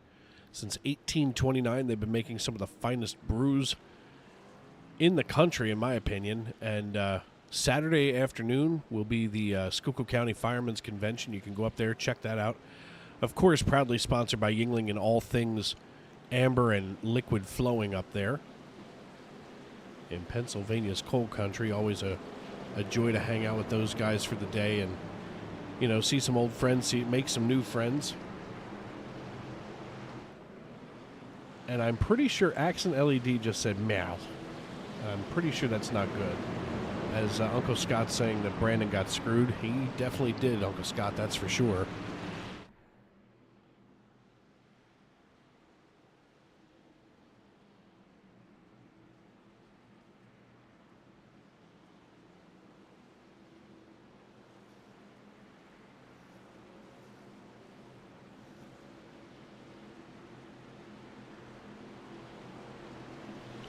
...12 laps shy of the century mark this time by as We work our 9th caution, 7th for cause of the evening here in the Tuesday Night NASCAR Truck Series. Dave Regal, the voice of TNN action, with you tonight from Sim Racing Media. Always glad to have new folks peeking in here.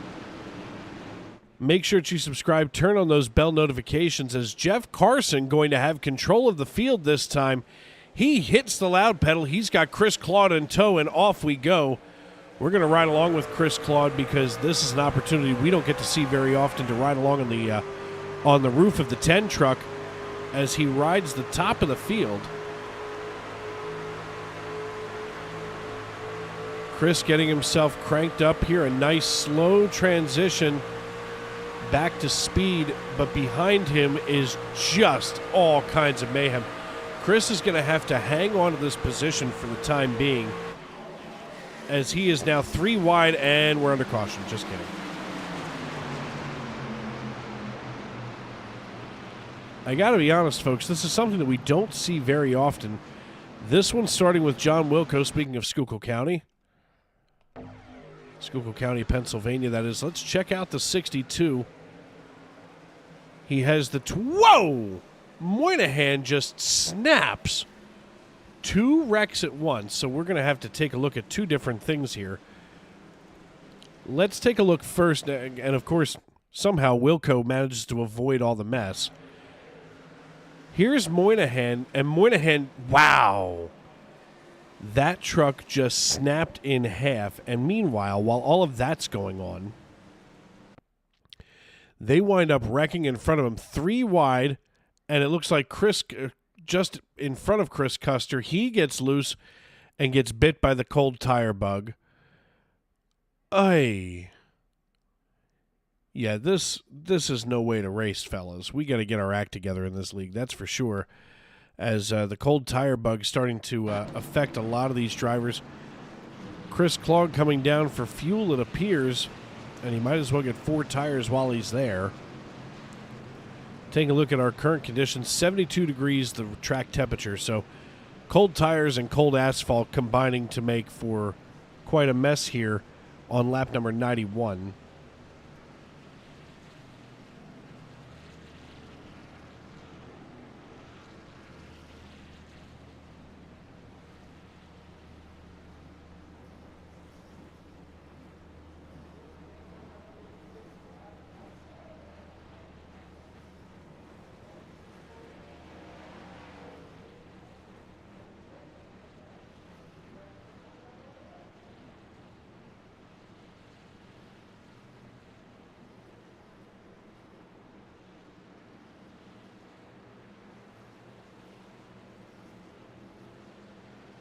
Completely unrelated to iRacing.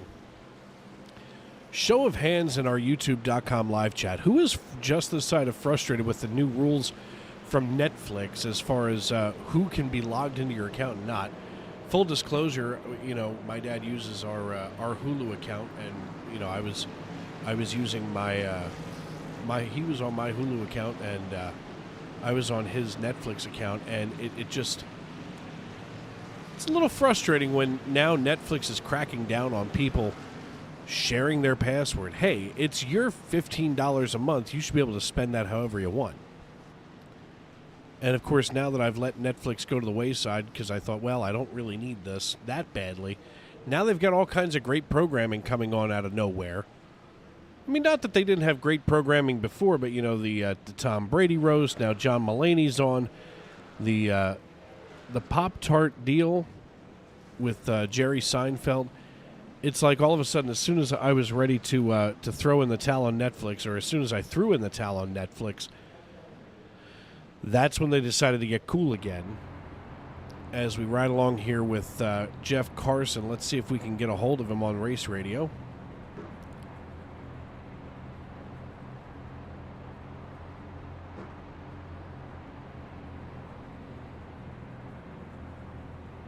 And, of course, Jeff wants to be antisocial tonight.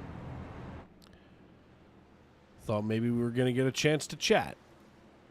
Haven't talked to him in a while. Diego Rodriguez going to be restarting in P2. Alexander Gangler and Mike Wright going to be 3 and 4. Mike McConville rounding out your top 5. The iRacing.com pace car lights go out this time by So that means we'll be going back green flag racing when we get around this piece. Anthony Savignano going to be restarting in 6th position. Bobby Blazer, Jeremy Paris, Nicholas Casey, and Claude Ferlin round out your top 10. Chris Claude dropped down to pit road. So this is kind of interesting here. Let's take a look at the pit strategy for some of these drivers. Your top 3, nobody has pitted at the same time as one another, because why not? And then everybody else from there on back came down on 85. So what do they got? Less than 10 laps on those tires. That's going to, I'll tell you what, if I'm Alexander Gangler, he's only got 3-lap newer tires on that car than Mike Wright does. I'm going to try to battle it out with Mike Wright, but at the same time, I feel like Gangler just needs to cede that position away, because Mike Wright is just that much of a talented driver, that's for sure. As we saw all of these drivers, 56, 62, 77, 85 for so many of these other drivers.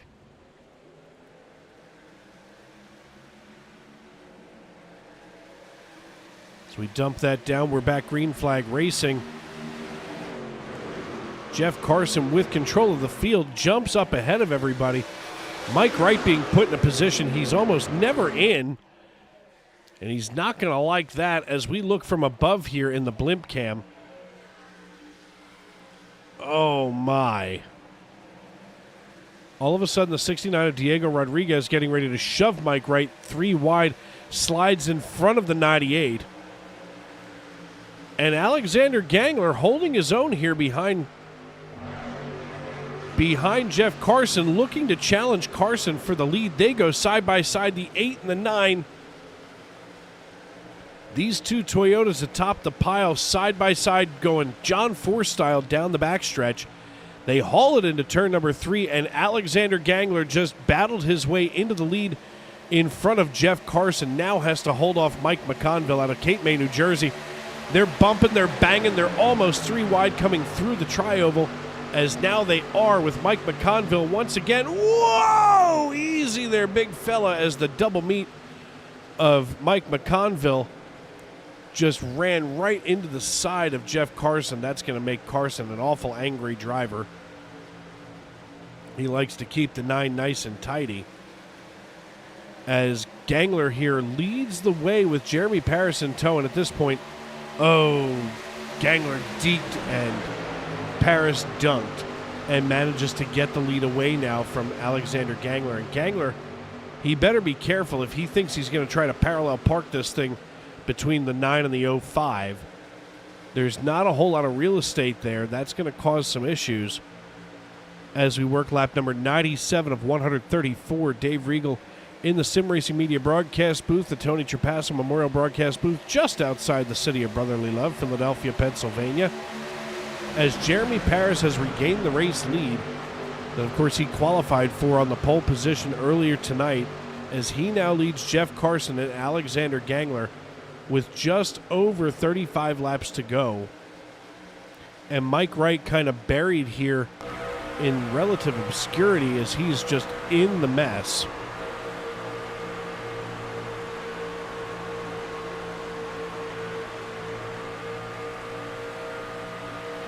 Mike Wright slides up in front of Alexander Gangler. That's going to cause Gangler to have to check up, which opens the door for Mike Wright. And now Diego Rodriguez, something heinously wrong there with the 69.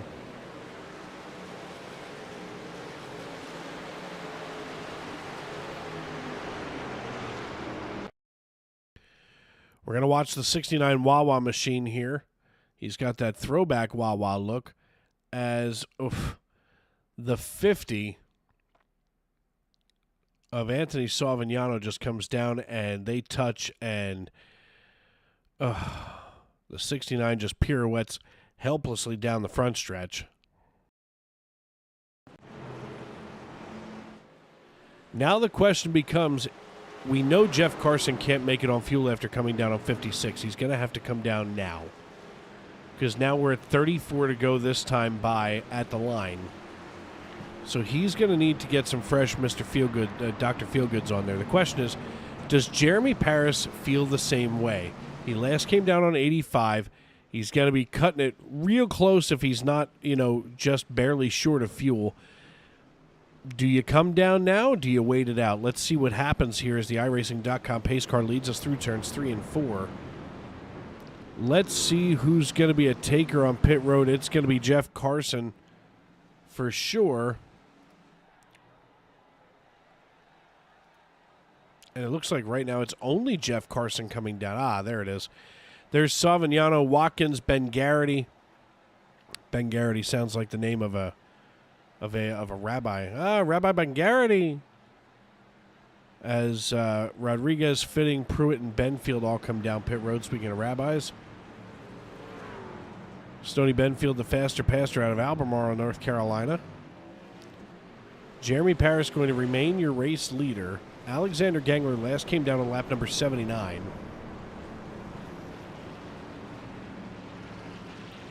So he's being encouraged to get back on the track.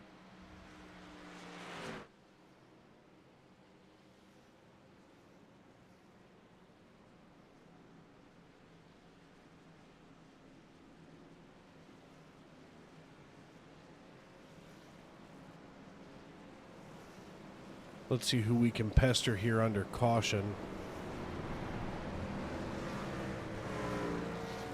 Well, we've talked to everybody else from Ferta Motorsports, but I would be remiss if I didn't check in with the faster pastor, Stoney Benfield. Hey, Pastor, it's Dave up in the booth. You got me? Yeah, Dave. How you doing tonight, buddy? I'm good, but it seems like you've had a really rough night there in the 75. Take us through your night and how you wind up crawling off a pit road the way you are. Yeah, man.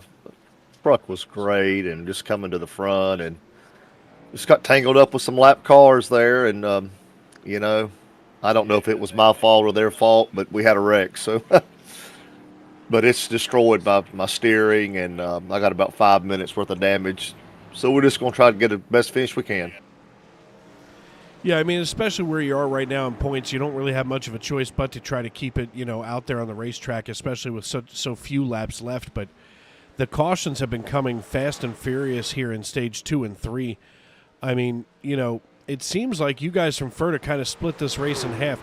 You and Minto decided to pit early together before the end of stage 2, and you guys get shuffled back into the mess, and then, Bobby and Mike pit later and wind up, ahead of all of the mayhem. Do you think maybe next time it's going to be, some kind of a deeper discussion, or, it is what it is, things happen? Yeah, it definitely, when you get back in the back of the pack, it's different, and you're taking a huge chance. So I'm saying that was probably mine and Minto's mistake. I mean, that goes under the shoulda, coulda, woulda folder, I feel. Oh, yeah. But, hey, despite all that, we got a good race team, and thanks to all of our sponsors, North Carolina 811.org, Outlier Speed Company. But most of all, Dave, the Lord Jesus Christ. So I'm just going to race as unto the Lord, and it is what it is, man. Hey, listen, just make sure that you run the good race. You might not always win, but you'll run the good race. That's right, Dave. We've already won, haven't we? That's exactly right, because he's already won, so have you, and that's fine by me. That's right. So we're just going to, I can't wait to go to Darlington next week. It's one of my favorite tracks, so we'll see what happens. Look, I love going to Darlington. I like to see all the throwback paint schemes that people roll out with, and I got to start sending you some pictures of these T-shirts. I've rebuilt my T-shirt collection, and I've started to switch out to a bunch of the Christian T-shirts, and they're just kind of fun. I'm gonna have to send you some of these because I think that it's something. When you go out in public, here you are going into turn 3. I'm going to have to catch up with you after the race, but listen, know that Jesus loves you, so do I. Good luck. Thank you, buddy. That, of course, Pastor Benfield down there from Albemarle, North Carolina. Jeremy Paris leads us into turn 3. He's got Mikey Mac McConville up on top of him here. As the iRacing.com pace car dives down pit road, Jeremy Paris drops the hammer. And here we go. 30 to go this time by at the line. As Jeremy Paris got a good jump over Mike McConville, and side by side is literally everyone else. Chris Claude has now worked his way up into 12th position after nearly leading this race a little while ago. We take a peek from the blimp. We see Aaron Mack chasing down John Wilco, who has fought his way into the top 10. Of course, Wilco out of McAdoo, Pennsylvania, representing the 570. He's up here in probably the most comfortable position on the racetrack, if you think about it. He's got a little bit of real estate behind him back to Aaron Mack. He's got a little bit of space in front of him up to Claude Furland. And nobody's here to hit him as Aaron Mack starts to creep in here. Whoa, there goes Jeff Carson. And Carson is just, he's got to be mad. I know Jeff very well, and by got to be mad, I mean, I know he's certainly not happy. We'll see what happened as we were coming out of this turn. Carson gets a little bit tight. He manages to wrangle it back together as he comes down. The 50 takes some air off of him. They never touch, but the truck just winds up rotating, over-rotating. He bounces off of Savignano and spins helplessly down the backstretch.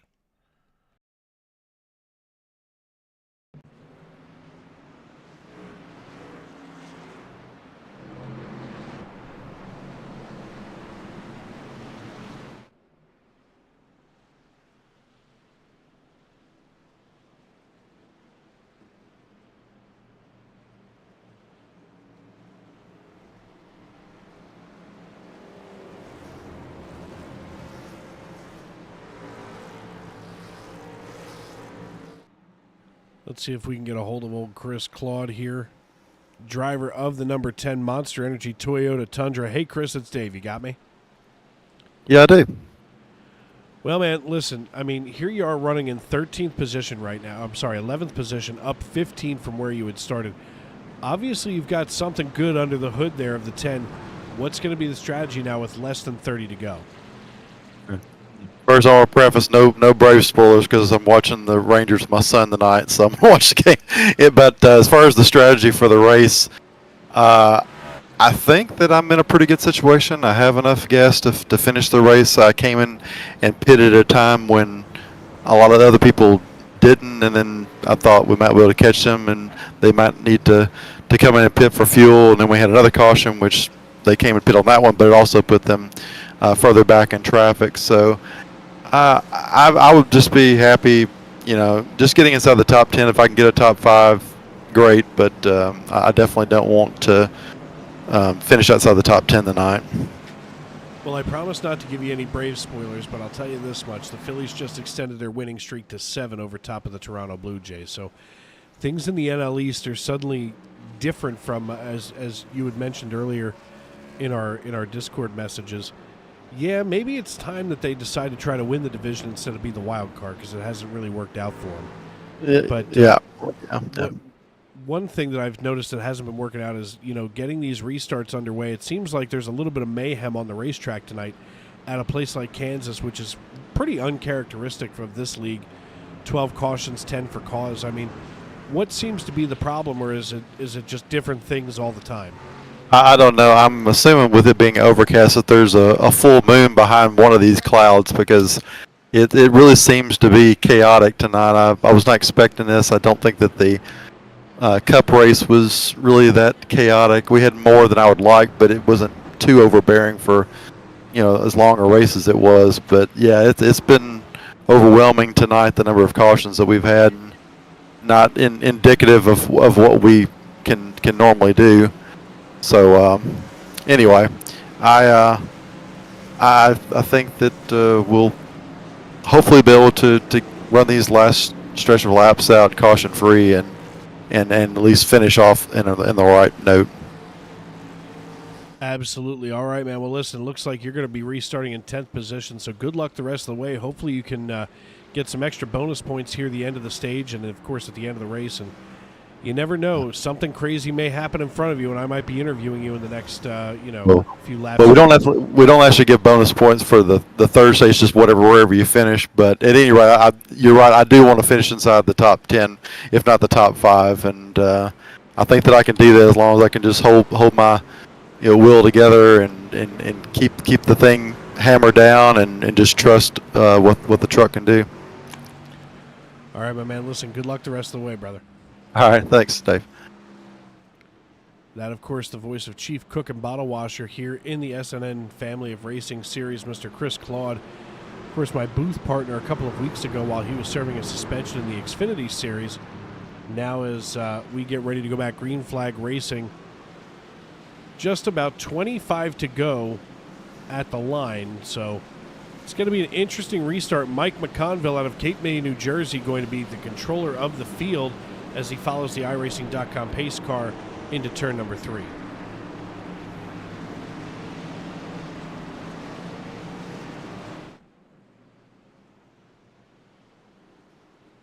McConville with Alexander Gangler and the double natural of Rich Jett following him here on the low side. Jeremy Paris sits the high side. He's got Nicholas Casey in the 88 just behind, or in the 86 just behind him. McConville creeps his way into the front stretch. He can see the Geico restart zone. The man in the stand has the green flag in his hand. He waves it wildly, and we are back underway with 24 to go. This time by, as looks like Paris gets a good restart. Side by side goes Gangler and Claude Ferland, as Ferland now looking from behind up here toward the 86 of Nicholas Casey. Casey trying to hold himself in line as we ride along now with Ferland. Randall Watkins registering as crashed. We'll take a look at that in just a moment as we see what happened here with the 27. Looks like, whoa, just a mess. And the 27 shoots down to the inside wall, and just a rough night for Mr. 305, Randall Watkins. As we go back up here to the front, one there. As Mike McConville, now your race leader, he is going to hold on to this thing with a kung fu grip. As Jeremy Paris looks to the inside, he's creeping on him. They go door handle to door handle down the front stretch and into turn 1. And we go under caution. Let's see what happened with Jamie Beasley here. Beasley in the 49, that Menards machine just comes right down in front of Diego Rodriguez, gets himself turned around. So not a violent hit as long as everybody avoids him here. So one final time for the evening. We're going to step aside and pay some bills on Sim Racing Media. I'm Dave Regal, and this is Tuesday Night NASCAR.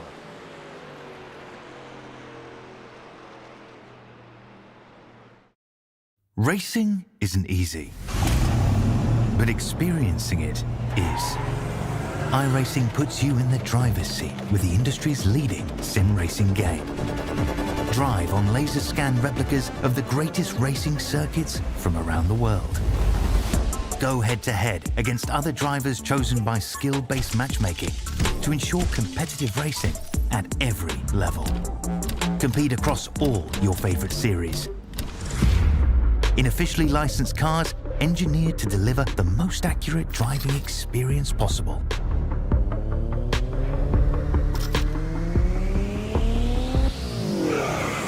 Join a race or host your own with players from across the globe. Race against the computer or in a league with friends. Feel the thrill behind the wheel. Visit iRacing.com.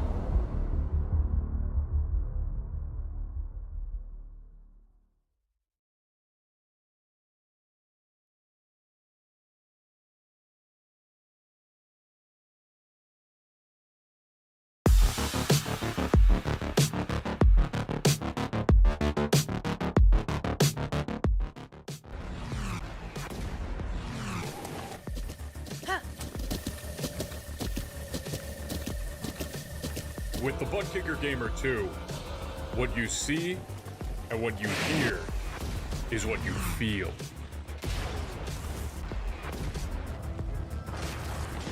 Butt Kicker. The future is feeling.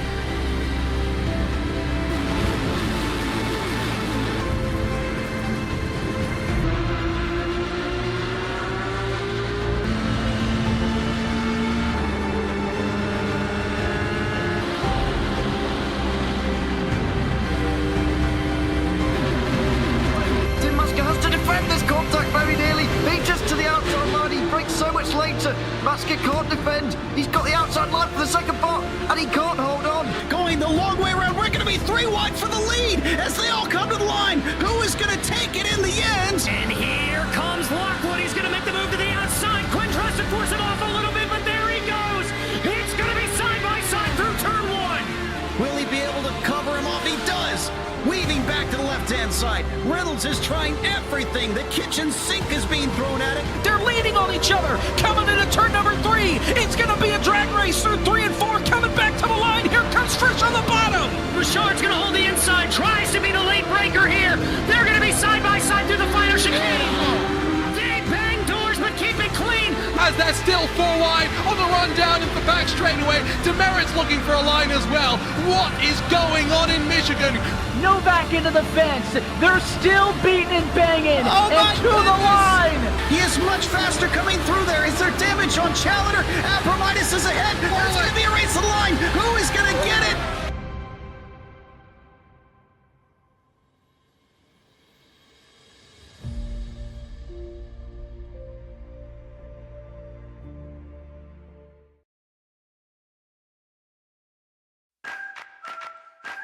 Preen Garden Weed Preventer and Preen Garden Weed Preventer Plus Plant Food block weeds before they start and are safe for use around over 400 flowers, vegetables, trees, and shrubs. Best of all, they give you 3 months of freedom from weeding in just 4 easy steps. You can apply Preen anytime before or during the growing season. But since it's a weed preventer, not a weed killer, early spring is best. Here's how. Start by removing existing weeds and their roots in the area where you want to apply Preen. Sprinkle granules directly onto dry soil, mulch, or stone so that they're evenly spaced. Within 24 hours of applying, integrate the granules into the top layer of soil or mulch or stone-covered bed.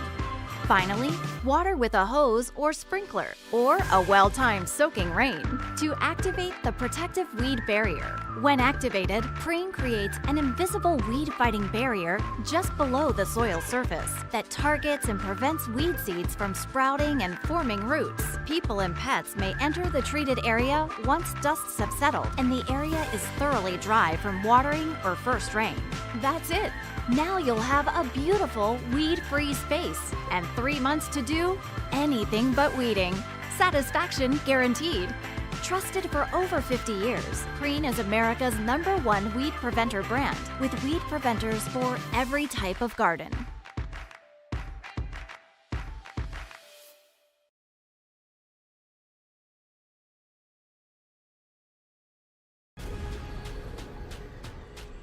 The most realistic online racing sim ever made. This is iRacing. Detailed laser scan tracks, fully dynamic real world cars, and over 50 series to choose from. 6 online world championships offering over $400,000 in annual prizes. This is the original esport racing game. This is iRacing.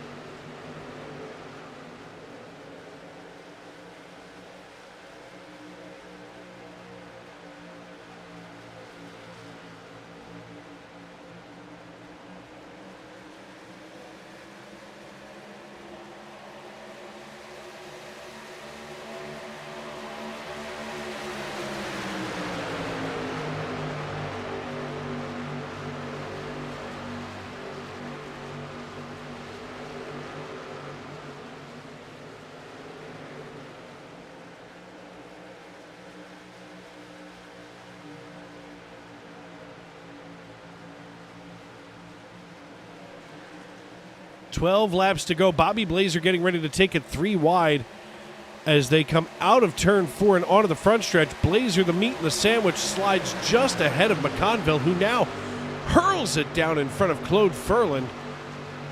The hammer and tongs are out. Get your pitchforks, get your torches. It's going to get ugly here with 11 laps to go. Most of the mayhem has been isolated to the rear of the field tonight, but right now it looks like they're getting ready to go at it hot and heavy atop the pile with just 11 to go.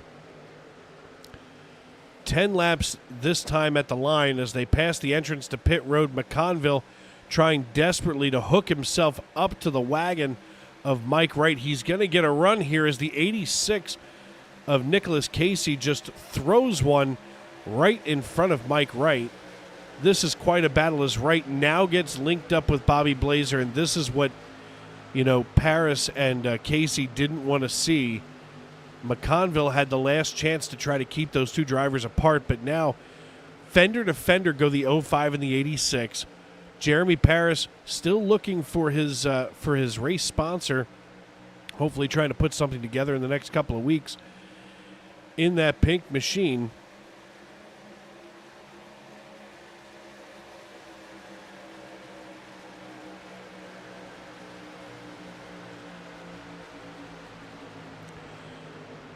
They get around the lap car of the 30, that's Mason Hoffner, and now it appears Nicholas Casey is going to have to go do battle with Mike Wright, mano-a-mano with Bobby Blazer just behind, and Casey trying to cause Blazer to back off, and Blazer is just blazing fast here with 8 laps to go.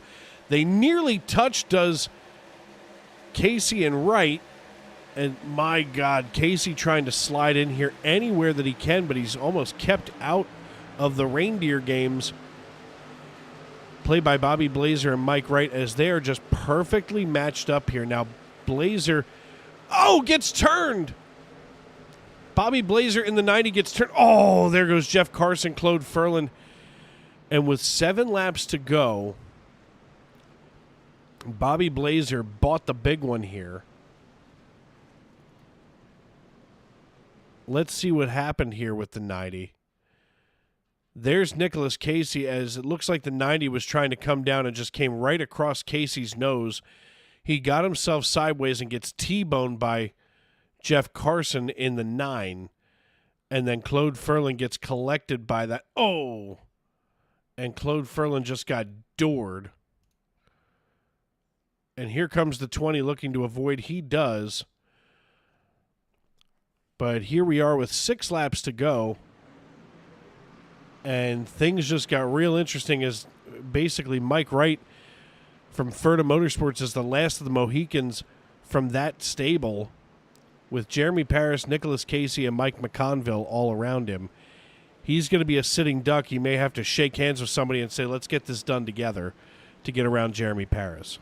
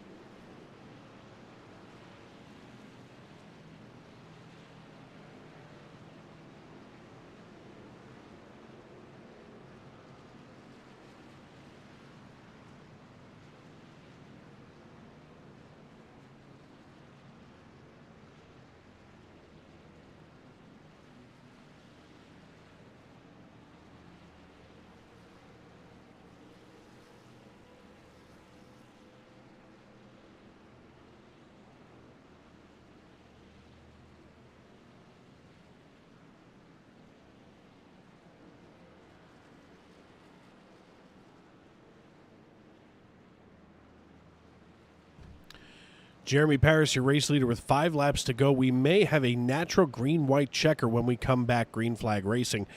Now, if we don't, we will be in NASCAR overtime, and what NASCAR overtime is basically when the green flag flies, we will race around back to the white flag. If a caution should come out between the green flag flying and the white flag flying, we will rack them, stack them, and do it all over again. If the white flag flies, the next flag will end this race. So whether that flag is yellow or checkered, we'll see the field freeze, and that will be the end. As Jeremy Paris going to have full control of the field this time with Mike Wright on his outside. Nicholas Casey and Rich Jett going to be sitting just behind them like a couple of sharks in the water waiting for the blood to flow. Mike McConville, I don't see where he just disappeared to.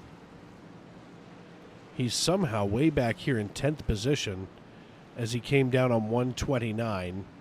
So he obviously knew that he wasn't going to make it on fuel. The question becomes, can Jeremy Paris, Nicholas Casey, or Rich Jett make it on fuel as well? Obviously, they're going to be rolling the dice here at Kansas Speedway.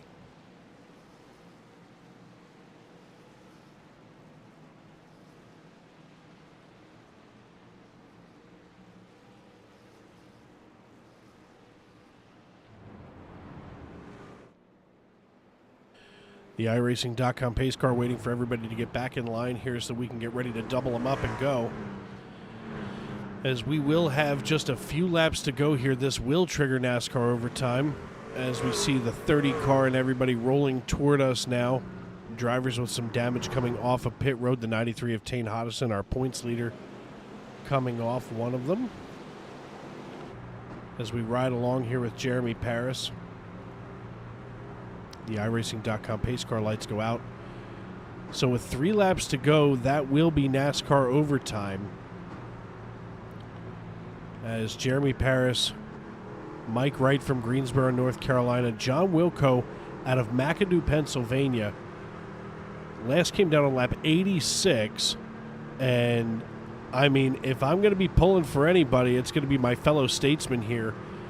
Representing the 570, I'll be up in Schuylkill County on Saturday for the Schuylkill County Firemen's Convention in Pottsville, Pennsylvania. So maybe Wilco and I will have to cheer some beers on there together. Not that we drink at all. I digress. I don't even know what came over me there. I forgot. We just sit around and we read stories of the good times. So, no, bullshit. We just wind up drinking. It's fantastic. It's a great time.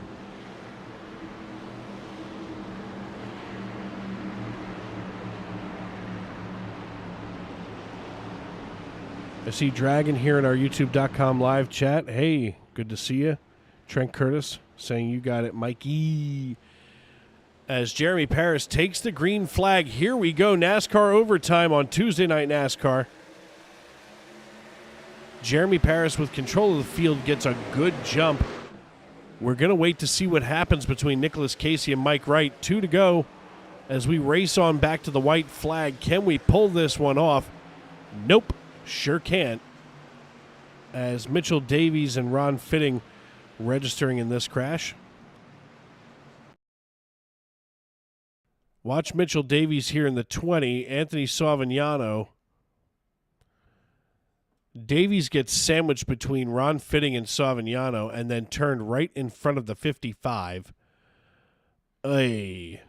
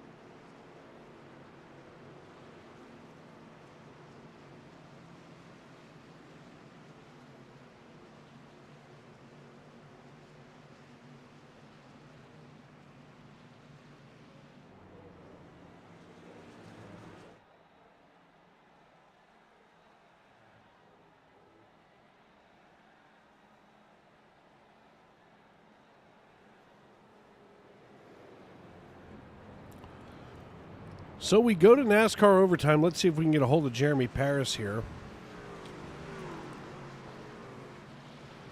And of course not. We're going to get a hold of Mike Wright, that's for sure, though. Hey, 13. Hey, Mike, it's Dave up in the booth. You got me? Yeah, I was just giving score reports to the team. Oh, my bad. So if you wanted to know, the Thunder are up 41-38 on Dallas in the second quarter. I'll be darned. Well, see, I don't follow basketball close enough during the regular season, but come the postseason, I usually pay attention pretty close. And being a Carolina guy, the Hurricanes and Rangers are tied 3-3 in overtime. Well, see, now you said that, and hopefully Chris Claude didn't hear you because I guess he wants to watch the Rangers game. Well, don't watch the broadcast. I didn't give anything away. It's still tied. Well, no, I mean, right now the Phillies just went for a 7-game win streak tonight against Toronto, so that's exciting for me. It's early in the season, but hey, if you're gonna start, you might as well start strong. Yeah, wins are wins, no matter when they are. So here we are with NASCAR overtime once again. I mean, you're going to be restarting in P3. What's the strategy? Pedal to the metal and just hope for the best?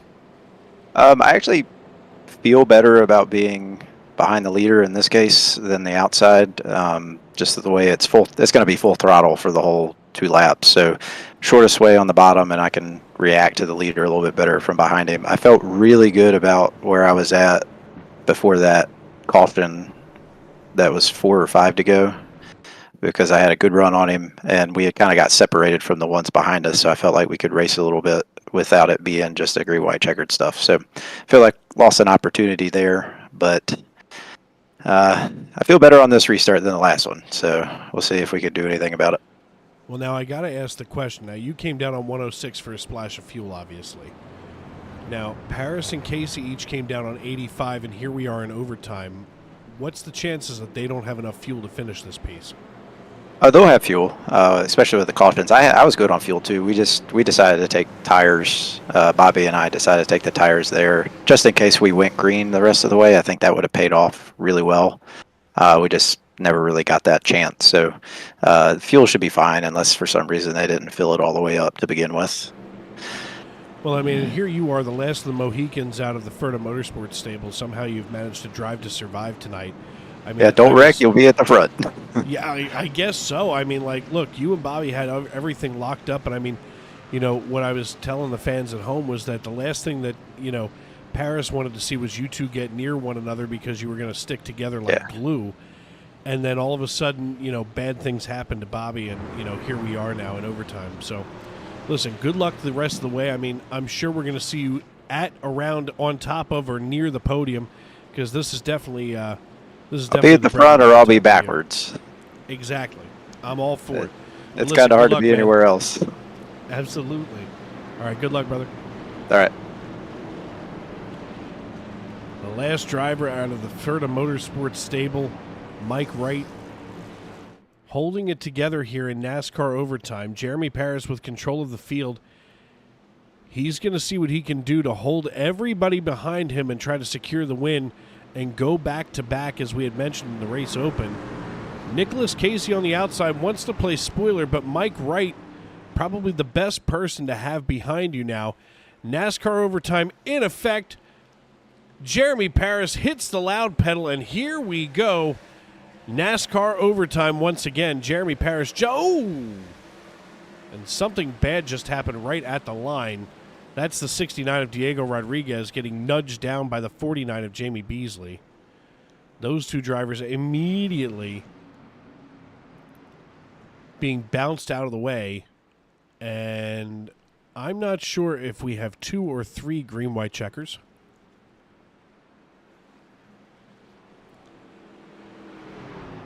So we're going to see when they come by this time as we go up here to the flag stand.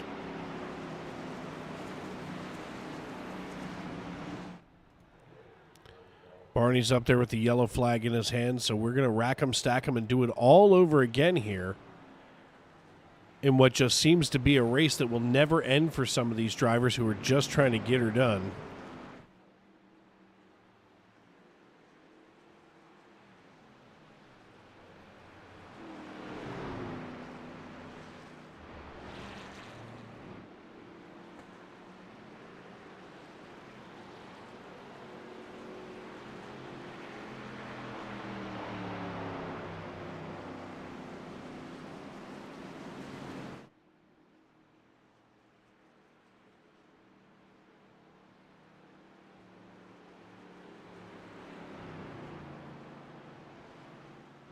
chance now to talk with Nicholas Casey, driver the number 86. Hey, Nick, it's Dave up in the booth. You got me?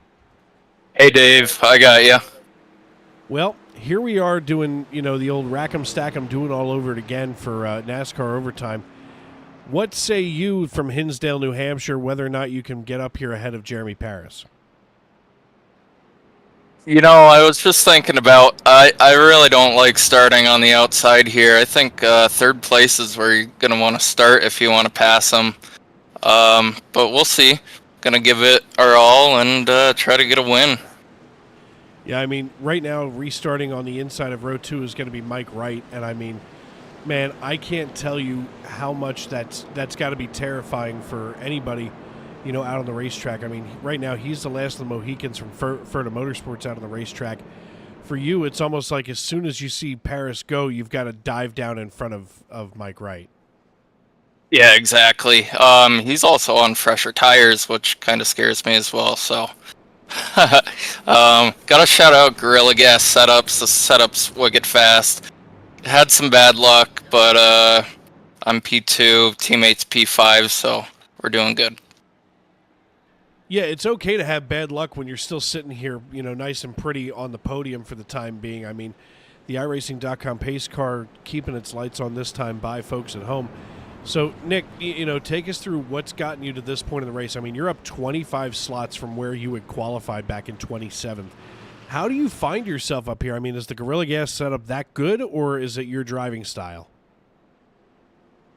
I don't know what happened during qualifying. My teammates ran, I think, 30.5s, and I was at like a 30.8, so I might have just loaded the wrong qualifying setup. But yeah, the setup's fast this week. Darlington as well, so can't wait to go there next week.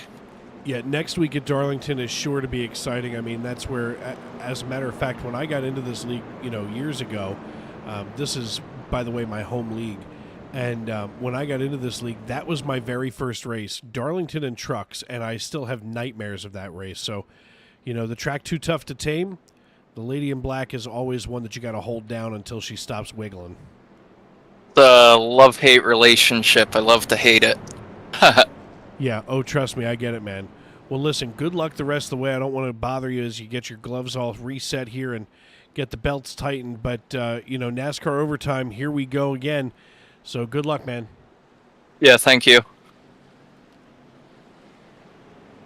As we're going to move him back on up into Blackhawk. I'll tell you what, Nicholas Casey has battled his way through this racetrack all night long. And, the guy absolutely has earned his way here onto the podium. When you can start in 27th and still be up here battling with the likes of Mike Wright and, Jeremy Paris, Rich Jett, you deserve to be where you're at. John Wilco here in the 62 car. Of course, he's going to be my dark horse pick for capturing the checkered flag. I'm always hoping to get a chance to chat with him. But as we come down the back chute, it's going to be all kinds of mayhem when the flag flies again, as the man in the stand is going to be there with the green flag in his hand. The field coming past us.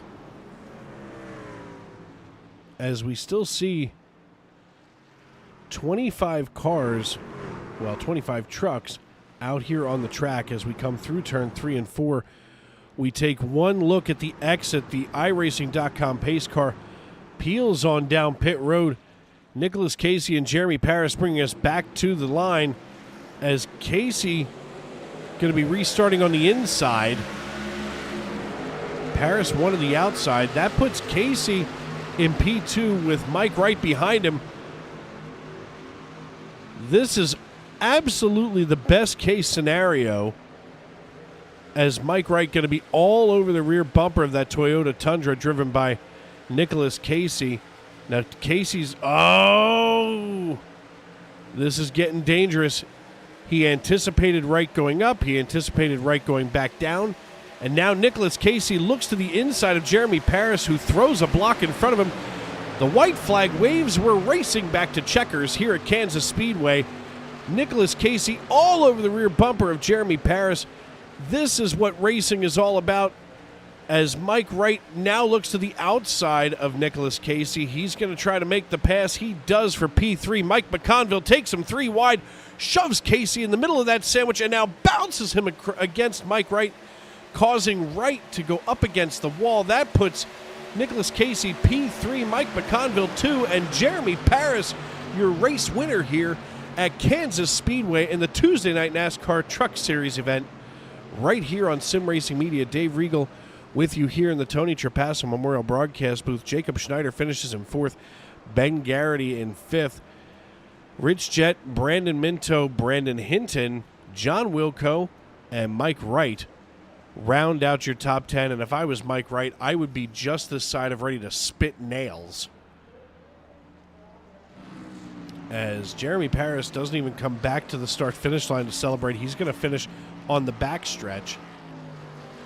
I feel like somebody should let him know that you can celebrate on the front stretch. There's no rule against that, as Paris just absolutely turned it on here in the latter part of this race. And it took 10 extra laps to get her done, but we finally see the checkered flag fly at Kansas. We're going to get everybody down here into the waiting room, as we just had we had most of everybody in the race tonight here in the booth with us at some point, but the first person we need to talk to tonight is Jeremy Paris, driver of the 05 Chevrolet Silverado. Jeremy Paris, congratulations, my man. What a run you had. Yeah, that told you it was going to get faster, but this night went on. Well, you told me, and you was right. That's for sure. And listen, what a finish to this race. I mean, a couple of green-white checkers. It was a caution festival through stage 3. And, somehow you still managed to come out here on top. Yeah, we needed to go green to get a little advantage there, but we held on to it. This pink ride might have to come back around. Yeah, you're going to have to find some kind of a way to get that back out here. I mean, look, I think the pink ride is great. I mean, first off, it makes it easier to find you in the race, that's for sure. And I love the no wreck me there on the tailgate. Yeah, that's for a special someone. My man, that's all that matters.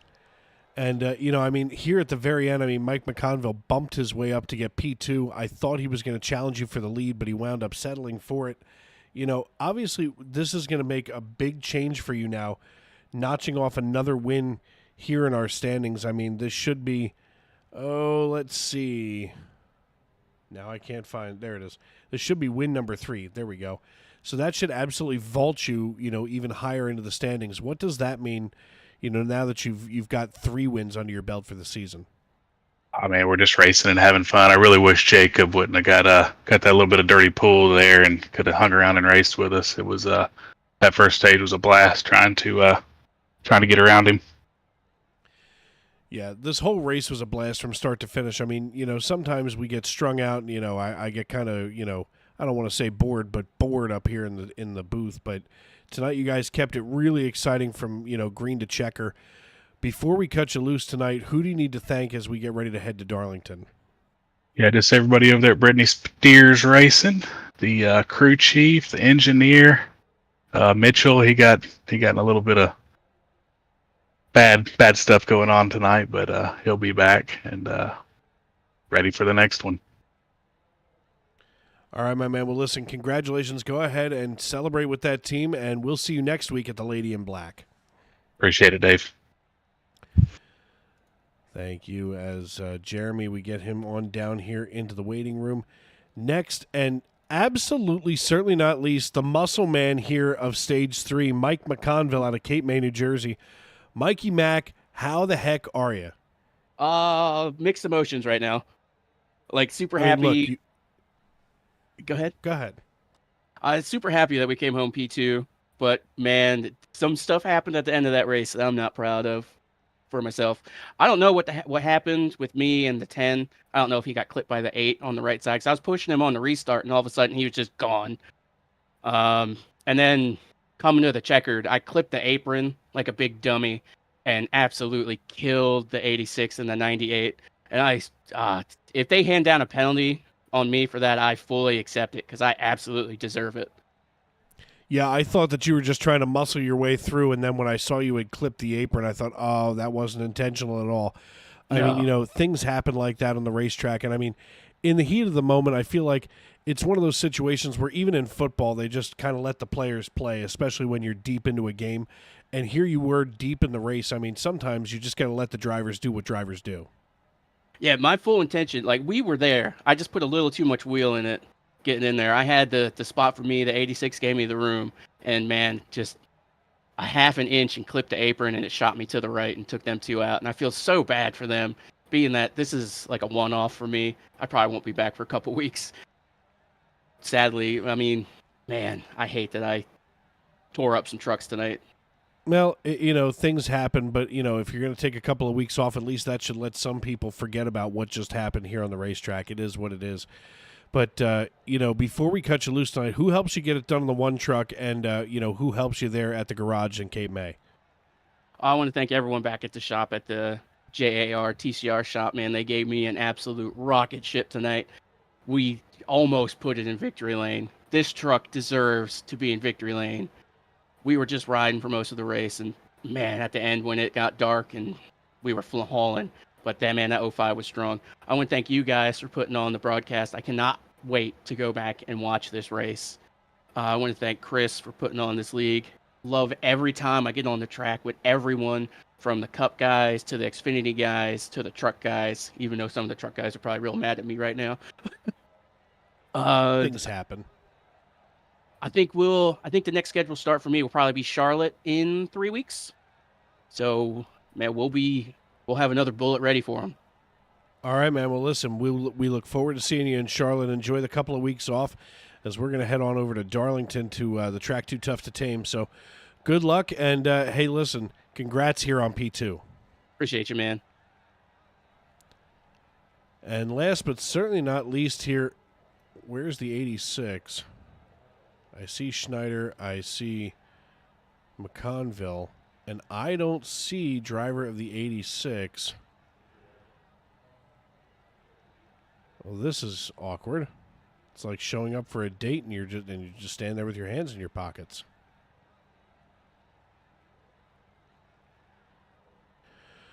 Well, folks, unfortunately, we're not going to get a chance to talk to Nicholas Casey, who finished P3 tonight. So, unfortunately, we won't get that third interview in unless he makes a sudden appearance here in our Discord. And I do not see him. Jacob Schneider, I see you down there, but I'm looking for Casey. So, needless to say, I guess we're just going to have to cut our losses there and take one final look here at our race results. It was an incredible race from start to finish here at Kansas Speedway. I mean, what a great end to this race. You know, it had everything that you want as far as, you know, getting it done here on the track. As we take a final look here, Jeremy Paris captures the checkered flag. I don't know why it says Bristol at the top of the screen, but Jeremy Paris captures the checkered flag. He's joined on the podium by Mike McConville and Jacob Schneider. Oh, because Jacob Schneider's being scored. Yeah. Hold on a second. Jacob Schneider is being scored as P3. Hey, Jacob, it's Dave up in the booth. You got me? Hey, Dave. Yeah, there's a DQ there on the last lap for incident points. I see that now. I literally, so one screen for timing and scoring is showing me that Casey got P3, and now I just look at the final results and it shows that you did. So, congrats on the P3 finish. I mean, obviously you just wound up being in the right place at the right time. Yeah, pretty much. I mean, you know, obviously dominated that first stage and then got what I feel like intent wrecked during the second stage. I had 6 minutes of damage and I was 2 laps down and somehow came back to P3. It was pretty wild. Yeah, I mean, you know, this race from start to finish was kind of wild. I mean, we usually don't see this kind of, you know, yellow flag action, you know, at Kansas. A lot of times, you know, you can see these things go green to checkers with no stops in between. But tonight, you know, I mean, listen, everybody got a little chippy. It was, you know, 2 weeks off there between Texas and here tonight, so everybody trying to get comfy back in the truck seat. But, you know, next week we're heading over to Darlington. How do you feel about going to the track Too Tough to Tame?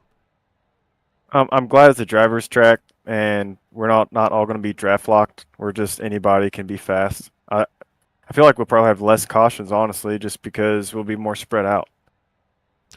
Yeah, spread out is definitely the way that things go at Darlington. I mean, it's kind of a home track for you down there in South Carolina. I mean, Yeah, it is. I mean, my mom's over in Myrtle Beach, so it's too far away. Or it's about 2.5 hours away. How far are you in Greenville from Darlington? About the same distance in the opposite direction. Fair enough. I've always been curious, and I know that I've gone through Darlington a couple of times over the years, but I mean, Darlington's got kind of a unique shape to it. Of course, it's been reconfigured already in the last 25 years. So, as we leave Kansas, which is nice and smooth and kind of easy to get around, Darlington's got to be a little bit different for you guys down there in the cockpit. Yeah, for sure. It kind of drives like a short track with Speedway speeds, so there's really no room for error. I'm sure it's hard to be able to set up for there. I'm glad I got Ryko on the hood and they supplied me setups because I would not know where to start.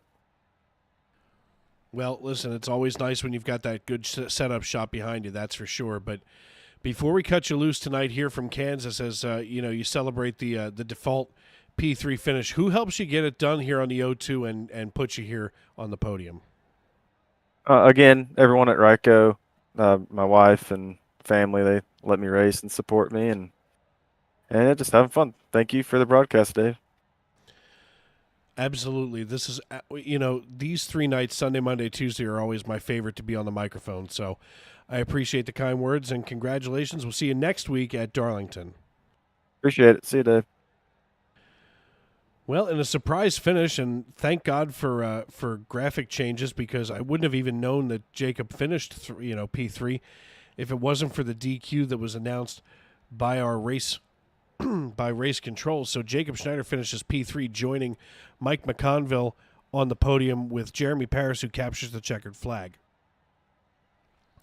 Ben Garrity finishes in 4th, while Rich Jett rounds out the top 5. Brandon Minto and Brandon Hinton finish 6th and 7th. John Wilco out of McAdoo, Pennsylvania from All Smiles Racing finishes in 8th, while Greenville, North Carolina's very own Mike Wright finishes in 9th, with Albemarle, North Carolina's Stoney Benfield, the faster pastor, rounding out your top 10. Richard Pruitt gets the 24 into 11th position tonight, while Fairview, Tennessee's Chris Claude, our chief cook and bottle washer here in the SNN family of races, finishes in 12th position. Nicholas Casey, after being disqualified, goes to 13th. Mason Hoffner finishes 14th, with Tane Hodison, Diego Rodriguez, Alexander Gangler, Jamie T. Beasley, Mitchell Davies, and Ron Fitting making up the rest of your top 20. Nick Hansen finishes in 21st, while the 31 truck of Aaron Mack comes home in 22nd. Anthony Savignano gets the 50 home in 23rd, with Gary Wright, Bobby Blazer, Claude Ferlin, Jeff Carson, and Chris Custer back through 28th position tonight. Randall Watkins, Mr. 305, comes home in 29th position, with Paul Hill, Gabriel Lafreniere, Daniel Moynihan, and Ryan Fisher, after just 4 laps, rounds out the end of your field. So obviously a surprise ending for Jacob Schneider tonight.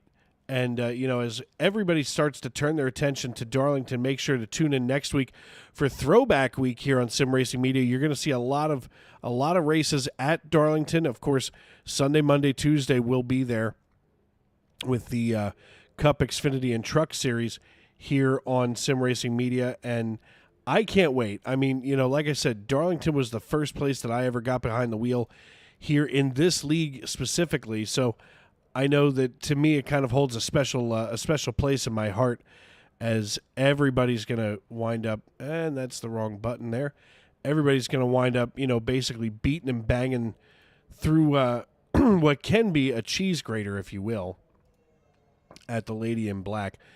So 3 nights in a row next week. And for myself, Dave Regal, and everybody else here at Sim Race Media, I want to thank you for making us a part of your evening, for welcoming us into your homes and onto your phones, wherever you may be and however you may be listening. We thank you for the support and everything that you do for us over here on Facebook. And thanks for tuning in tonight. And as you walk down the road of life, please don't play in traffic. Good night, everybody.